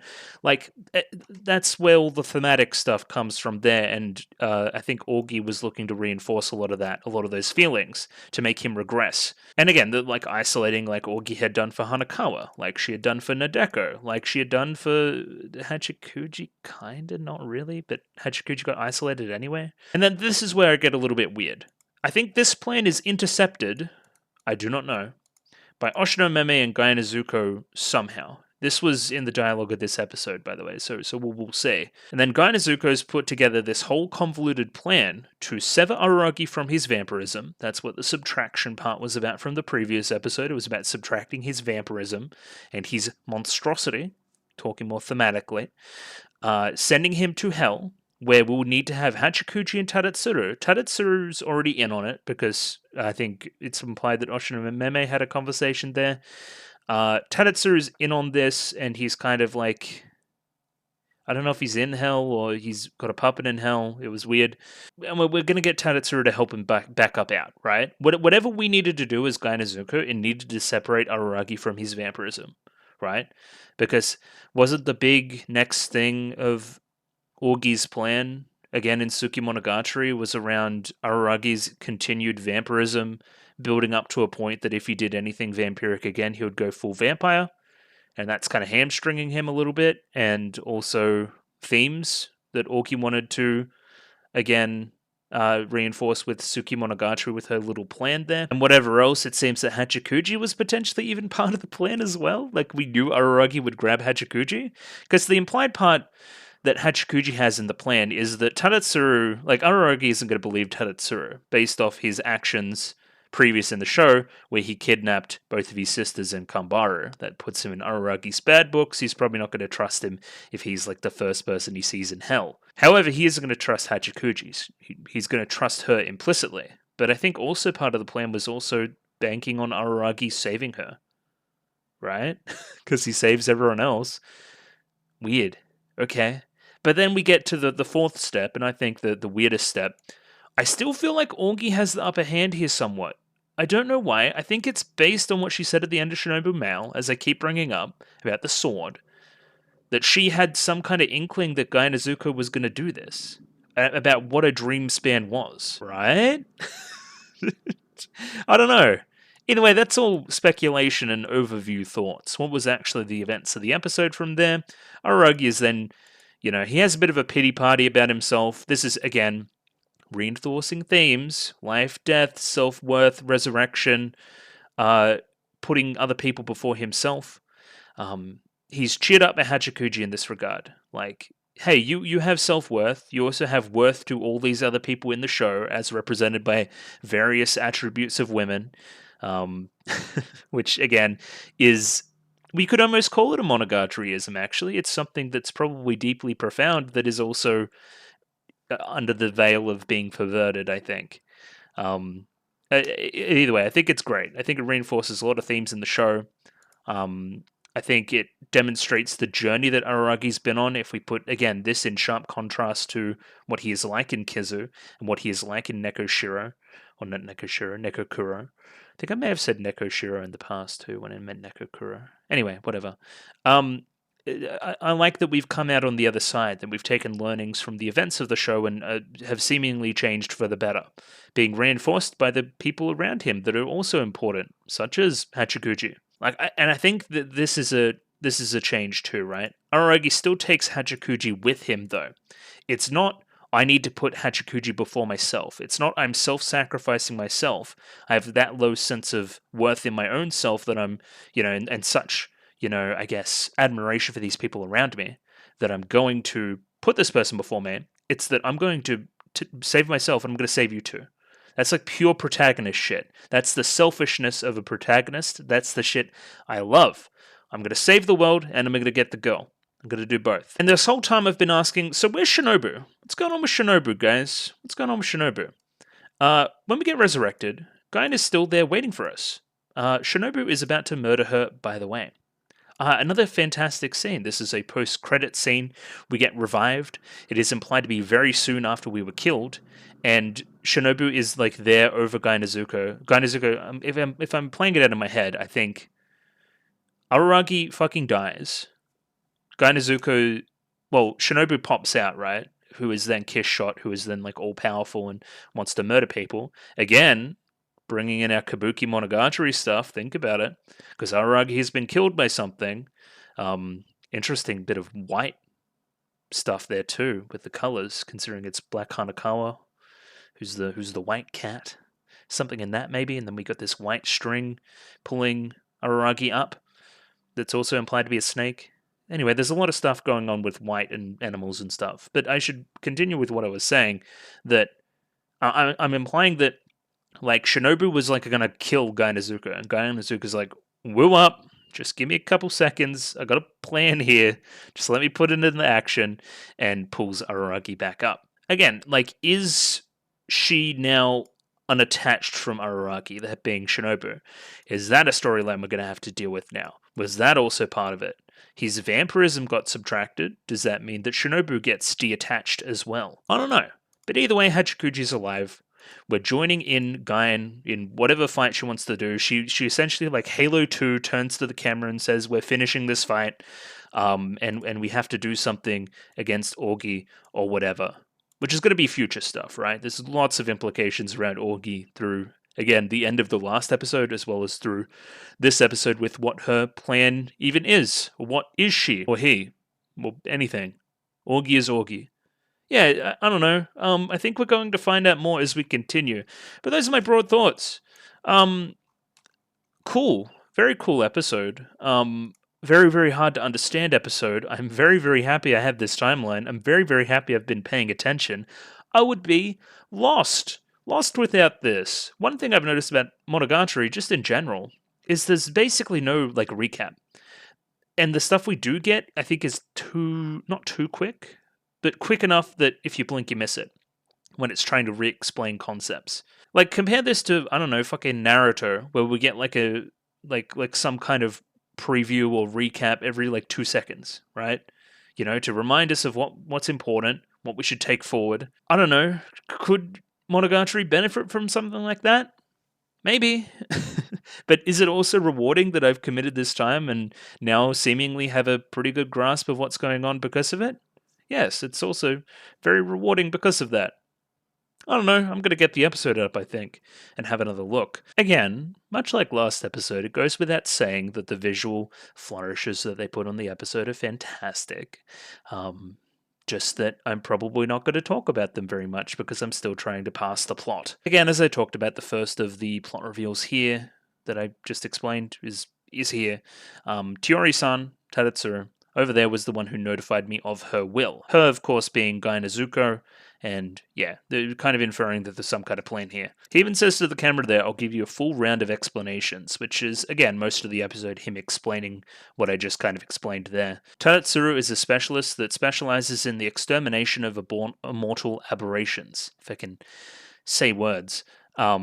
He doesn't have to worry about that for now because, again, he doesn't have the vampirism. He's probably no longer immortal as a result, right? That's kind of been removed. So, of course, Tadatsuru wants to help somebody stop being immortal and become human. He would want to help in such an endeavor, right? Your vampiric nature has been subtracted from you. Again, not Shinobu. Hachikuji's cryptic words last episode about multiplication and subtraction and stuff now make sense. This is our lead-in for him talking about the whole Monogatari plan stuff. Is that how is Yotsugi doing? Is she doing well? She wasn't privy to all the details of the plan when she was told to kill me. She was purposely left in the dark, with Augie feeling like that she was probably manipulating her, right? Feeling like she had the upper hand. But again, does Augie know? I don't know. Again, we're describing this as a true role given to him, right? The true role was for me to be killed by her, right?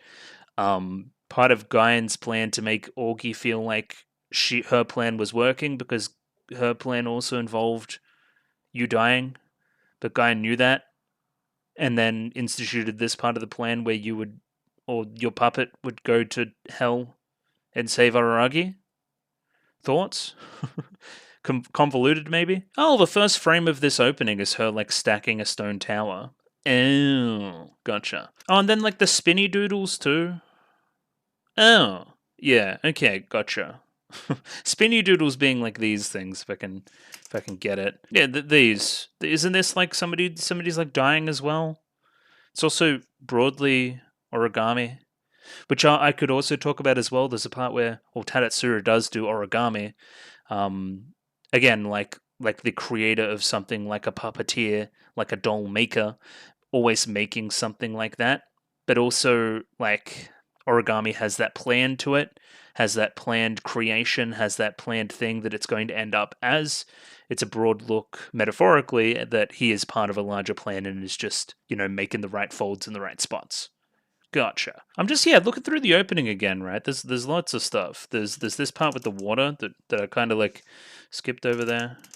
See how Araragi's on that side of the water and then she's on the other side of the water? It's crossing that boundary that we see later with the snake thread rope thing. Yeah, something in that for sure. Each side of the water being life and death, of course, white and black even. Araragi is me coming to the realization that all of this has been part of a plan this entire time. First, we get into a bit of backstory around Tadatsuru. So he didn't really feign his death, right? Per se. He's always kind of been like this. The individual known as me has already passed away long ago. I exist through dolls, basically. If you want to think of me as immortal, then I'm immortal. If you want to think of me as an aberration, then I'm an aberration, right? Then, you exist to exterminate those things too, which is kind of like an oxymoron thing, but I'm sure there's some meaning in that somewhere as well that somebody could glean. Of course, Yotsugi killing a puppet, not being aware that it's a puppet, probably. Which again speaks to the themes of Monogatari around human doll, life, death, monstrosity, humanity, cognizance, a lot of other things. Yeah, there's quite a bit going on still. And they didn't even know about the technique. So Kaganui and Yotsugi don't even know about this technique. They couldn't have known, right? They had to have thought that Tadatsuru actually died. The only ones that actually knew about it were Oshino Meme and Guyan Senpai. Yeah, they're definitely, okay, I see this more now. They're definitely saying this, that him being immortal and kind of like an aberration and doing this weird puppetry trick is ironic considering his disposition. We also see again Hachikuji here stacking this little tower, getting her reps in for when she goes back to the river. At a certain point here, Tadatsuru gets hurried along. He looks up. There's a white scene. Again, that later we see a white thread being dangled down. We now know why he's being told to hurry up as well because Shinobu's got her claws around Gai Nezuko. Dude, stop fucking expositing the plot. I'm going to die. Please send him back up, otherwise she will kill me and potentially spiral out and end the world. As we have seen. Well, not seen, but has happened in the past because of time travel. So, okay, it's implied that our guy and crew met at college. This guy dropped out of college to work on this side of it, the doll side of it. But Guy and Senpai was keeping an eye on him basically the whole time anyway. I couldn't really get things to go my way, so the hasty decision I made was to call on a forbidden technique. For a specialist, it's not forbidden, rather it's too powerful a spell to use. Yeah, he tried to create a doll apparition called Tiori Tadatsuru. He failed in that pursuit, and what you see here is the result. I became something of a half man, half monster. So the one thing that you saw, so the thing we're seeing in hell is that? Is it? I see. Okay, so you tried to create Puppet. Like, this is one of your like failed experiments that like teeters between material world and afterlife. Okay, so that kind of explains why Tadatsuru is here, even if one of his puppets died. Which wouldn't send his soul here, but he did some weird shit and it kind of failed in the past. Yeah, so but maybe he did pass away because he can continue to use dolls and communicate with Guy Nezuko. So he's not alive? But he's also kind of immortal. Okay, this is freaky. This is weird. I do like this technique as well, using these kind of 3D models and having a look at it from that perspective as well. Very, video gamey, angular, like doll-like. Obviously fakes, if we want to bring in our fake versus real stuff, which I'd honestly forgotten. Because he had such a special constitution, he was able to come this far outside of Guy and Son's network. Okay, so why did you pretend to die? Well, it was last month that a request came to me as a specialist. It was a request to resolve the anomalies that were occurring in your town. Now, this request we learn is from Augie, right? The contents of that request targeted you and the former Kiss Shot. You two were certified as harmless within Guy and Senpai's network, due to, again, Oshino Meme's involvement, right? But an apparition guarded by the network was something I targeted as my top priority. So yeah, your disposition around immortal aberrations led you to want to take something like this on as a job. Gotcha. Now, one thing I was just thinking about as well is like, why is Guy doing this again? Why is removing that vampirism side to Araragi important? Again, Augie kind of had the ticking time bomb around his vampirism, right? But is there something, like, why wouldn't Augie just know that she's doing this anyway and, like, counterplan something? Like, it's, like, the biggest question is why the performance? Why the performance of Koyomi Monogatari 12, right? Why does she do that whole big monologue, making it seem like she's going to kill him for real? Making us think like she's killed him for real. Who is that performative for? Right? I do not know. I do not know, and that's still a question that remains unanswered. And I think it involves some stuff with Augie, I think, and how she knows things. So at this point, Tadatsuru decided to take on the job. Araragi remarks that this was also the guy that took my two little sisters and junior classmate as hostage. Why am I treating him so nicely? If something hadn't have been done in advance, I wonder if I would have been unscathed by it all. And yeah, Tadatsuru is scared here because he didn't at that point know that the kohai of Araragi that he was going to kidnap was the daughter of the Gaian clan, was the Gaian child, right? He didn't know that, and if he went through with a little bit more of the brutal part of his plan based on Augie's request, then he would have come to regret it, knowing what he knows about Guy and Izuko. Gotcha. No, wait, okay, so it wasn't intercepted. Okay, let me get the order of operations here correct. I think Oshino Meme went to Tadatsuru before he even got this request from Augie, right? And then said, somebody will come to you with this request. This is what we actually want you to do. There's some, like, elite level ducks and drakes going on here. Some elite level cat and mouse game equivalent. Yeah, this is crazy. I still don't know who's on top here. Who's outsmarting who?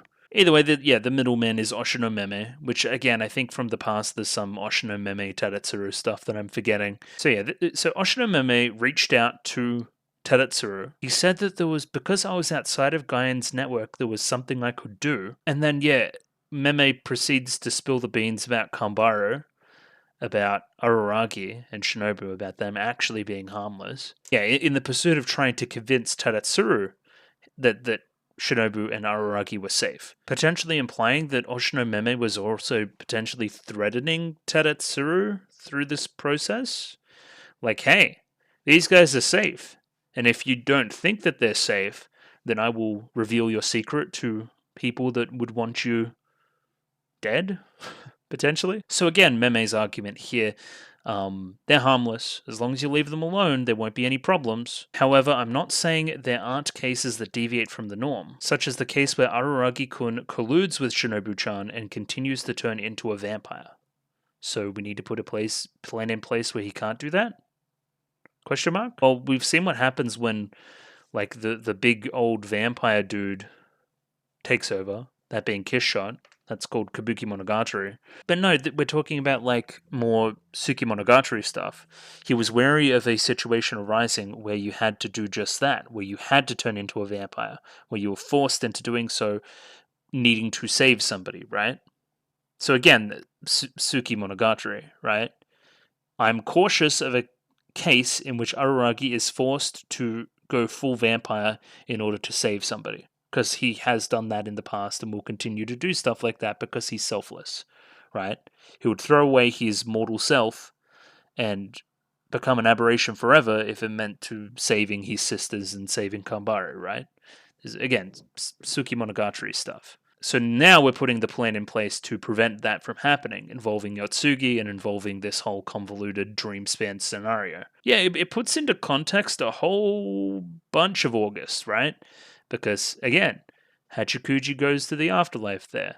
That's where, we deal with the whole armor situation of the first, right? From Shinobu Mail. Like, how much of that was all string pulling, right? The inescapable darkness. I don't know. And then, here we go. So again, this is Oshino Meme.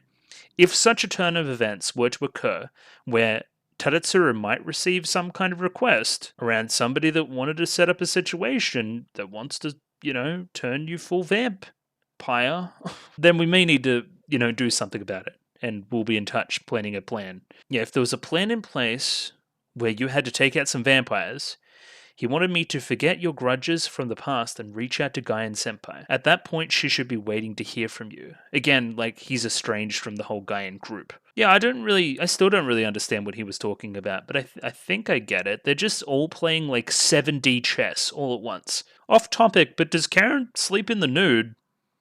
Thoughts? Kambari being funny, by the way, we like that. So again, this begs the question, and we bring it up here. Tadatsuru is like, well, this is all well and good, Oshino, Meme, but why don't you just do something about it? You seem to be privy to all the details. Potentially, Oshino Meme is hamstrung by some kind of connection to Orgi. Huh? Like being an uncle. But also, I've implied the whole time that the whole niche thing has been like a sham.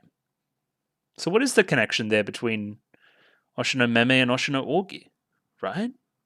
I do not know. And so the curtain rose on the fast play as Tadatsuru contacts Guyan and gets involved in, again, Tsuki Monogatari and her plan there. This is where we see a white thread start to descend. This is Araragi's, I guess, ride to the real world. Again, funny, Guyan up there, really wanting him to hurry up.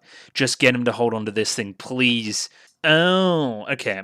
So Araragi asks the question that, hey, why don't you just refuse the request of whoever asks you to do whatever this thing is, right? Tadetsuru's like, Guyan and I decided it would be better to follow whatever the requester wanted.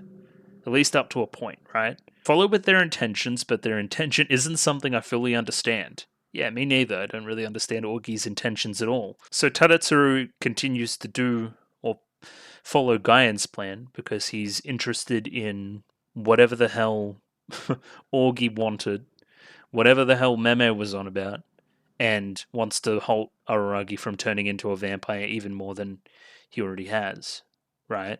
Because, again, hates immortal aberrations. This is where we explain the Hachikuji side of it. I played a despicable character to Araragi, so he probably wouldn't have bought it if I was the only one here in the underworld, so Here's Hachikuji to help me pull it off. Yeah, she was a cameo appearance. Thank you, Hachikuji. Oh, okay. I just read this. Interesting. Okay, let me read this. Hang on. So kill once to reset and resurrect just the human part of my physical body. If so, then it would have been nice if they told me in advance. But if they didn't tell me, it would mean that there were circumstances preventing them from telling me in advance. So, this explains Koyomi episode 12 and Gai Nezuko's actions. There were circumstances preventing them from telling me that they were going to do this in advance, and Araragi needed to be kept in the dark. Because Araragi can't keep a damn secret from Orgi, right? So, if they were planning this to fuck over Orgi, then Araragi needs to be kept in the dark as well. Because again, what does Orgi know? Orgi knows everything that Araragi knows. I know everything that you know. Smart stuff. Okay, we're explaining away that. That's good. Oh, there's even more. Maybe it's part of their tactic against the enemy. There's no way for me to know from my viewpoint, though. Gotcha. Okay, hang on. So we've killed Araragi with Heartspan and then revived him with Dreamspan? But then that really puts, like, so a big query on Orgi's stuff from the end of 13, right? Where she knows about Dreamspan. So alright if she knows about Heartspan. Heartspan's fine. Dreamspan? I'm thinking Orgi knows some shit. Still, I don't feel safe here. I don't feel safe where we are. So okay, if we were to revive Araragi and he were still to be a vampire, then that would be bad. That's why we need Tadatsuru on the other side of things to deal with such a case occurring. So yeah, that's Tadatsuru's job here. That's the mutual conclusion that Guyan and I came to. And yeah, it's time for Araragi to go. Again, now that we know all the stuff we know about the shrine, right? And where we're going to be revived in the whole Namashiro Park thing, I think this is like a snake tail. That's what I'm getting from this anyway. Yeah, this thing is alive. It has scales. It's probably a snake. This is where Araragi gets curious. Again, I was slain at North Shirohebi Shrine. Why did I end up in like the equivalent of Namashiro Park in the Hell realm? And Araragi's kind of just asking this question to delay the ascent out of hell into life, because he has cold feet about the whole thing because of Hachikuji and is he worthy and all these other things, right? And this is where he asks the question of the name of the park. And this is something that's come up in the comments a lot, and of course you guys have been foreshadowing this. Hey, the name of the park's been weird because somebody fucked up.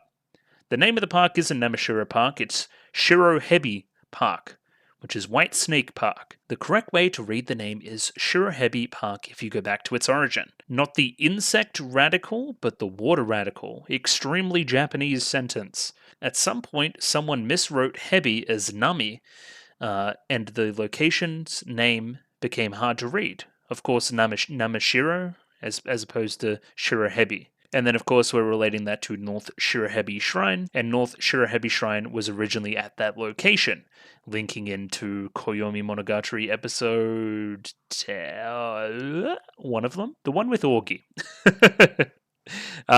where she's like, hey, Koyomi Mountain, whichever one that is, where she's like, hey, this shrine had been moved, and that's causing some fuckery, right?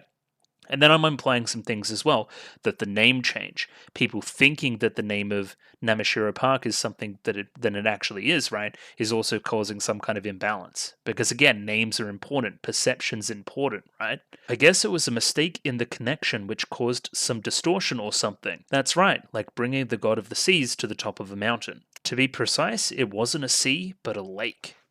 Now, again, then they're like, somebody's talked about a lake before, and I completely forget who and when that was, so if somebody wants to let me know, that would be great. And then, yeah, Gai Nezuko's like fucking wagging the fucking thing, like jingling the keys, waiting for Araragi to jump on, because, again, she will die. She will die if Shinobu is left alone too long. And then yeah, we get onto, and we get like these like shots of Hachikuji in the meantime, like dusting herself off, looking away, ready to go. Is it alright for someone like me to resurrect? Says Araragi. And then yeah, super punch. Out of nowhere, says Hachikuji. Big old sumo legs. She's mad, right? Because after everything that they've done, he's still got these stupid feelings, right? These stupid, selfless feelings. Like, what did we do on the whole journey up if we didn't see all the points in your life over the past year that made it better, that made your life a better place a thing without regrets, right? Something that you want to continue, something that you personally have investment in and don't want to change anything about, right? What else have we been doing this entire time? You really went through that whole journey, and by the end of it, you still got this stupid self-loathing facade thing going on. Like, why? I completely understand Hachikuji here is my point. And yeah, Araragi himself didn't have these feelings of like wanting to move on and wanting to pass, right? There's unfinished business up there. Of course he wants to go back up. And of course Araragi's gone through this thing and he hasn't seen the agonies of hell, the stuff that Hachikuji has put up with up to this point, probably. And yeah, Araragi, you're fortunate. You're fortunate because you can be revived, right? You don't have to go through all this. And then Araragi's like, well, I feel like there's tons of people that deserve to be resurrected before me, that are better than me, that are like better people, what makes a good person, and all that stuff, right? Is it okay for me to be resurrected? I feel like I'm cutting in line when I shouldn't be. Of course you do. Of course you have the right for that. You qualify for at least that much, because you've done at least that much to begin with. Yes, you have. I know it all too well. Thank you, Hachikuji, for making the meaning clear. Yeah, of course. Think of Hachikuji's story here and what Araragi's done for her. Who else should be in line before you, Araragi, right? If you keep saying feeble-minded things like this, I'll have to fucking beat you up again. Hachikuji's based. And then, yeah, we do the Monogatari-ism thing, right? The Araragi I know loves all these different things about women. We see various things start to attack him. Again, they're all multicolored. You could even, if I was better with language and stuff, you could be like, you know, this line indicates this color, which indicates this character, which I'm sure somebody's done, right? Because, you know, each of these things that is described has happened at one point or another in the show. You know, girls who use boku, cat ears, playing sports. There was something about topless women. Lots of things have happened to that effect in Monogatari. Yeah, and at the end of it all, you were someone who loves to be alive. Yeah, so of course you should be revived. Like, who else but you, right? You have this thing, go enjoy it. You deserve it, king. And then, yeah, we get Araragi reflecting back upon each time he's died or came close to dying and narrowly escaped death. Yeah, because of that, if I'm not alive, I can't cherish girls at all. And again, like, we play this for a joke, right? It's not exactly what she's trying to say. It was more, you know, metaphorical. But also, like, again, like, it's got a deeper meaning. Cherish girls is shorthand for cherish the people in the show that I've met, who all happen to be women, that I've had these experiences with, that have taught me many things, I've taught them many things, blah, blah, blah, blah, blah. It's important, right? And I cherish these experiences, and that's why I continue to live. Here's where we bring in that kind of water surface metaphor I've talked about a lot, like the top being life. If you sink down below, it's to death, to hell. Yeah, I mean, broad, sappy's the wrong word, because it's quite nice, but he gets very emotional and sentimental here and stuff. And again, it's nice. Like, I've met so many people over the journey, and because of that, because of staying alive, because of being alive, I was able to do such things, right? So being alive, good. And then there's some weird stuff here at the end where, like, again, these are final goodbyes to Tadatsuru. He's like, as long as you keep protecting Shinobu, you'll be my enemy. So no need for formalities in that. We're well acquainted, which is weird. Even so, I'm grateful for this particular case. I never thought I'd be able to chat with you like this. Someday when we have time, I would like to settle down and talk with you again, if you don't mind doing so while we kill each other. Okay, thank you, Tadatsuru, for being weird. But you helped this time, so sure. So yeah, again, after Araragi goes, Hachikuji's going to go and stack stones for a while. Perhaps I may reincarnate as the child of you and Senjugahara-san? Just out of nowhere, what are you talking about? Cursed image, why does she have like the bag on in the womb? Oh, and then he says that's pretty heavy. Okay, this show's pretty good. Alright, that was a good bit. Either way, Araragi keeps like panning his head over to Hachikuji, like, okay, bye. And yeah, as he starts to get lifted up, says goodbye, he's still thinking like, hey, Hachikuji said the first person who should be resurrected is me, but I think it should be Hachikuji. And again, if this is like a zero-sum game type thing, if I get resurrected and Hachikuji doesn't, that's bad. Let me try and have my cake and eat it too. Do that protagonist shit. And yeah, how many times have I just parted with her now and not held on to her? I would say this would be the third time. maybe even more. And then, yeah, he steals Hachikuji with his leg powers and raises himself up. There's like basically no reaction from Tadatsuru, implying that this was even part of a greater plan from Gai Nezuko, I think, right? Because Gai Nezuko's like, this is great, I wanted you to take her. As we ascend, Tadatsuru reveals the name of the enemy that requested that I exterminate you. That would be one Orgi, one Oshino Orgi. Yeah, and then we head into the ED. Now that Hachikuji is going to be around for the long haul, I understand a lot more of this Hachikuji imagery in the ED a lot more. Even this last shot, if I can grab it, of like, this one, Araragi, Shinobu, and Hachikuji. All three characters that are present in the next scene, that being the post-credit scene. And yeah, in grand, I guess you would call it, Owarimonogatari fashion, we get an epilogue here, or a punchline for this episode. I do like this for the arc coming full circle as well. We get the same song playing that played in the, I guess, prologue of the arc. The first song we hear this season is playing again now. The time is 7:49, and Araragi has been like revived. Here he is. And to bring Hachikuji with you, you're someone who far exceeds all my expectations. But I was thinking like, hey, wasn't this also your expectation that he would do this? I love this shot.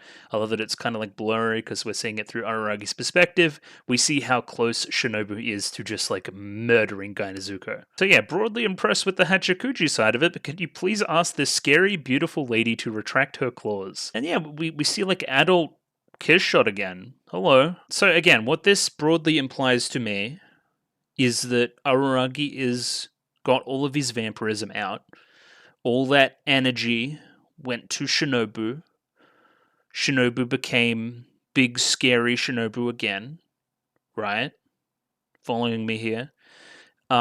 She will remain big, scary Shinobu. I thought that there was going to be some part here with the kind of flickering light we'll see in a second, that she was going to become like little Shinobu and become attached to Araragi again. But I don't think that's going to be the case now. I feel like they're separated for good. And that's why, again, adult, strong, super Shinobu's here. Yeah, what else is this flickering then? What is that? What is flickering? I do not understand. But yeah, this is the first time that she's seen Dreamspan be used, so Gai Nezuko again is probably like, wait, I'm going to use Dreamspan, and then uses it, and then we get to where we are. So she walks over like she's on a goddamn runway. She's absolutely slaying as she makes her way over to Araragi, rubs his head. You fool, you made me worry. Kind of takes this moment to reflect on things with Shinobu a little bit. Has Hachikuji fulfilled the conditions for the darkness to be triggered again? Will the same thing just happen again, basically? And that's why I'm saying you made a fine play, Koyomin. So again, no, okay, I'm misreading this. You didn't know that he was going to bring Shinobu, or bring Hachikuji, but it's a good play. You made a good decision without knowing it was a good decision. And thanks to his miracle, it looks like we'll have a slight advantage in the upcoming battle. We'll have an extra pawn on the board, basically. So because of what he did, we'll have an advantage because of his miracle. Look at all this white too. And remember how all the dark moons of the Hell Realm as well, just again, contrast all over this episode. Why does Gai Nezuko look so based here too? It's something about the two swords. I don't know. She's cool. I love how strong perspective is in this show, because when we're in Owarimonogatari episode 12, we're really like scared of Gai Nezuko, and it's really ominous, right? Because it is, for where, again, Araragi's perspective is in the show at that point. But in reality, it was fine. She was just being like a cool guy. And it even fooled me because, again, I'm attached to Araragi as a protagonist at this point. Either way, we're going to use her as a pawn in this upcoming thing we have going on. Araragi, go off to your entrance exams. If you go now, you could still make it. Starting tomorrow, you'll be working for me. Everything will be over before graduation ceremony. I have all my weapons now. Let's settle the score, Koyomin. Oddly enough, tomorrow's White Day, right? Contrast. It's the perfect time to end the story of this town where a white snake once reigned. Okay, so we're ending the story next episode, which is also tomorrow, maybe. Or whatever we're doing tomorrow, it's going to be something. Here's the other thing, right? White Day. Valentine's Day. When was Valentine's Day again? Let me bring up my timeline. I'm glad you asked. Where is it? Further. Oh my god, I'm ruining the moment. Bah.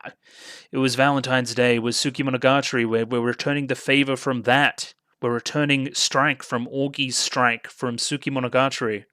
Think about it. Crazy, I know. Yeah. I mean, that episode's really good. It's also confusing as fuck. And this is going to be the world's longest YouTube video if I don't shut up. But I think I can go here and clear up a couple of things, right? Is she now unattached from Araragi? I don't know.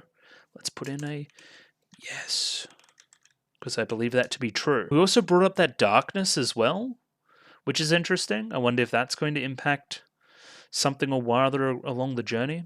I do not know. I do not know. But I think I've done enough talking. I think I'm going to leave it there. Yeah, very impressive 2 episodes. Very, very impressive. Everything's coming together. It's that meme. Put the meme up. It's all coming together. That's the show now. Good. Things in the past have made sense in the future. I understand what people meant by look at Owarimonogatari and look at Kabuki-monogatari for inspiration as to where things are going to go next. Think about it. Yeah, so good episode, everybody. Great job. I hope I made sense. I feel like I made sense. We're going to see if I made sense after I edit this. But yeah, this was good. I will watch more Monogatari next week. Please let me know about stopping points and stuff, or if there's anything that I potentially missed that isn't super spoilery. Because at this point, like, why even tell me? Because I'm going to figure it out within a few weeks anyway. Right? Anyway. I'm going to turn off the recording now and say goodbye, but not without my show stuff. If you like the video, consider liking the video. If you like the video and you want to see more, consider subscribing to the channel. Comment below anything you thought about the episode, anything I could do to improve my presentation. Comment below. I'm doing follow for follow on Twitter, so follow me on Twitter if you'd like me to follow you back. And the Discord. Join Discord, love Discord. Vote on that poll in the Discord, by the way. So yeah, thanks for watching. I'll catch you again next week. Goodbye, broadly.